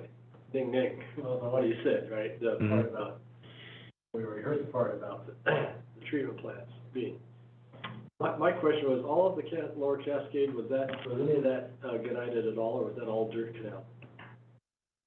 Or do you know? Well, I think most of that was just open canal, yeah, I don't remember the specific gunite area, there may have been a patch here or there or something, but I think That was, when it was open. 7 miles was encased in a 5-mile pipeline, is that what it was? Well, we rerouted it through the second. Right. So it made it shorter. There was it 5 miles that went, some large number, right? Yeah, I can't remember, it's 5 or 6 miles? Yeah. Something like that, in terms of the Banner Cascade project, which tied into the Banner pipeline, which takes you all the way up to basically the after bay of the Jersey Canal. But encasing parts of the system will not allow us to put meters in. Well, that would probably depend on where you're at. If you encase a whole canal section, then that could be a pressurized conduit. If you could pressurize it, you could do it, yeah. If it's not a pressurized unit, then You're just like you are now. It's just better value. And it has to be pressurized in order to, the metering, we're talking about farm gate metering, right? For raw water, we're talking about raw water now, right? Mm-hmm. Yes, Yeah, correct. It would depend on the circumstance in terms of elevations in the pipeline in the canal itself, whether it need to be pressurized or not. There are farm gates that you can utilize that aren't a pressurized system. When we say pressurized, do we mean artificially pressurized or gravity? Both? Either. Yes. So gravity, It has to have is some pressure. pressurizing the pipe. It has some pressure to push So it you out, have right? the drop from the beginning to the end. Yeah. You enclose the end so it doesn't go anywhere. And that pipe will be a fully enclosed, Mhm. pressurized pipe based on the elevation Right. that you have. So folks at the bottom would have more of it. Like we do for the Chevrolet pipe and some other facilities we have in that same. So we're not pumping to pressurize it. So as part of our plan for water, what degree of detail will we go into understanding where these options might exist with the district and what their costs would be? Very detailed, Okay. not extremely detailed. Yeah, Once we get to the end of the plan for water, that's just going to be a, more project you know, specific. yeah, that's Yeah, when the- we get into a project-specific process and you go through the Yeah. environmental review and the cost basis. The plan for water is gonna come out with, here's ideas of how to, and then it's pressurization of systems. and Okay. Piping of, Yeah, you know, maybe some percentage of canal, and then it's about looking at what location, region, canal is the most effective, and then it gets into project-specific from there. Yeah. You'll probably have we'll have more of that generic per foot cost that we can kind of talk about when we get into the encasement of canal sections. That a little bit. So, I think it'd be Page helpful. 10 or something that we have, Yeah. for water, whatever that is, where we talk about alternatives. Right. One of those could be encasement of canals in certain areas. And it'd be helpful just to know if any districts have pursued that strategy with success, because I have heard there's perceptions about that, and it'd be helpful to have facts, you know, and so that we as a board are really looking at, these are the facts, this is the cost, these are the benefits, and these are potential drawbacks. And I think cost is gonna be a big one, right? Right. Well, yes, that is. But a If you're dam trying is to- no cheapy thing either. No, if you're trying to fund several $100 million worth of infrastructure improvements for the raw Mhm. water side, somebody's gotta pay for that, because there's probably not a lot of opportunity for grants. I mean, there could be some, but, You'd think that that would be an emerging area, though, I mean, well, because, Especially with the water conservation. If we're talking- exactly. And that's my question about, do we have already identified areas not currently been, lined, where there's upwards of 30, we've heard 15 to 30% seepage in a dirt canal, right? And how many miles do we have of 30%? How many do we have of 15, right? And how easy is that to detect and quantify? Yeah. Or is it? so, And yeah. more, how many places the water is actually visible on top of the We ground? start to have a good understanding of how much water we put into the system and how much comes out. The trick will be is whether the water goes to the individual customers or whether it goes into the ground or up into the air, right? That's the part that's a trickier, Yeah, not a little easy metric to determine. That's something that just takes some Well, another, Yes. and guesstimating. another factor is I looked into, drilling a 12-inch well yesterday, and the well driller said, we can't get the casings. The large-sized pipes are not available right now. It is an extreme problem for them. So, until the supply opens up. right, but we're not doing the work now. I think what happens, on your question about what happens at the end of the plan for water process, and how does the board sort of decide or define what we do moving forward? It's a myriad of things. I mean, Right. the whole process is about trying to see how many inputs is within this. It's not a linear construct around, okay, here's a problem, now here's the solution. There are multiple different layers to develop, whether it's funding, whether we're going through a disadvantaged community, and maybe there's funding available there, but the pressurization doesn't work. And so, you know, I don't know, there's just a lot of different a lot of different inputs into A lot of moving parts. final solutions, and Yeah. so Yeah. we continue to keep our ongoing activities going, our O&M processing, our capital improvements, you know, doing exactly what we need to do. And then in the future, after the plan for water, we're kind of looking at what are the large-scale opportunities that are out there, and what inputs are we gonna need in order to make those Make it more happen. calculated decisions. Yeah. Mhm. Yeah. All right. It's not always gonna be a popular, choice, so. Well, and- Guaranteed.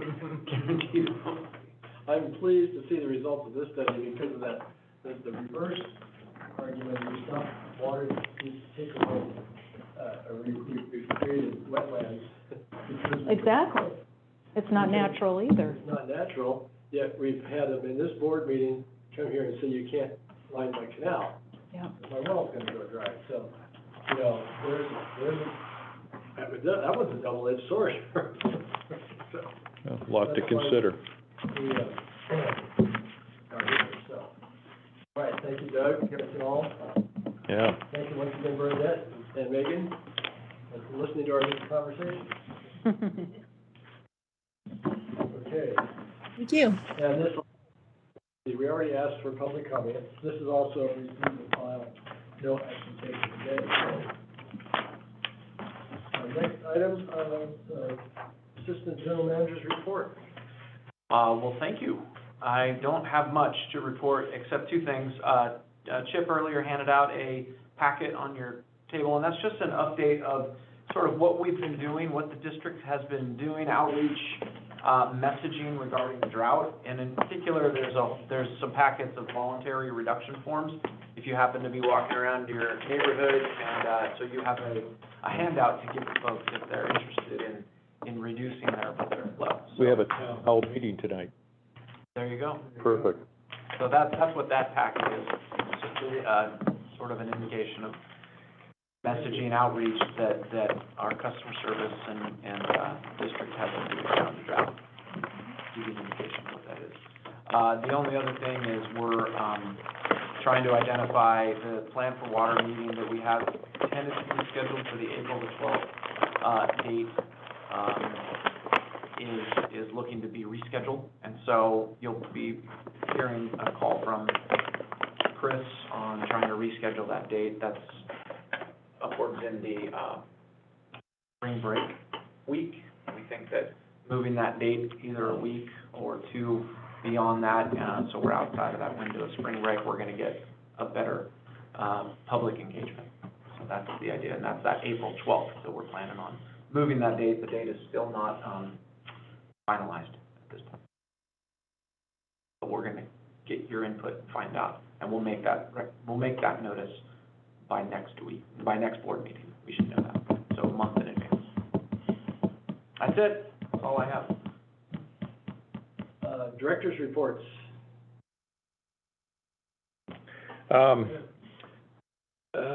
During public comment, addressed the Briar Patch Board of Directors last night, talking about food security and how water plays that huge role in there, and trying to get some participation from the plan for water. Get them involved because they're in all the watersheds. And What meeting that was at? What meeting? Briar Patch Briar Patch? Board of Directors, it was yesterday. Just get more public input.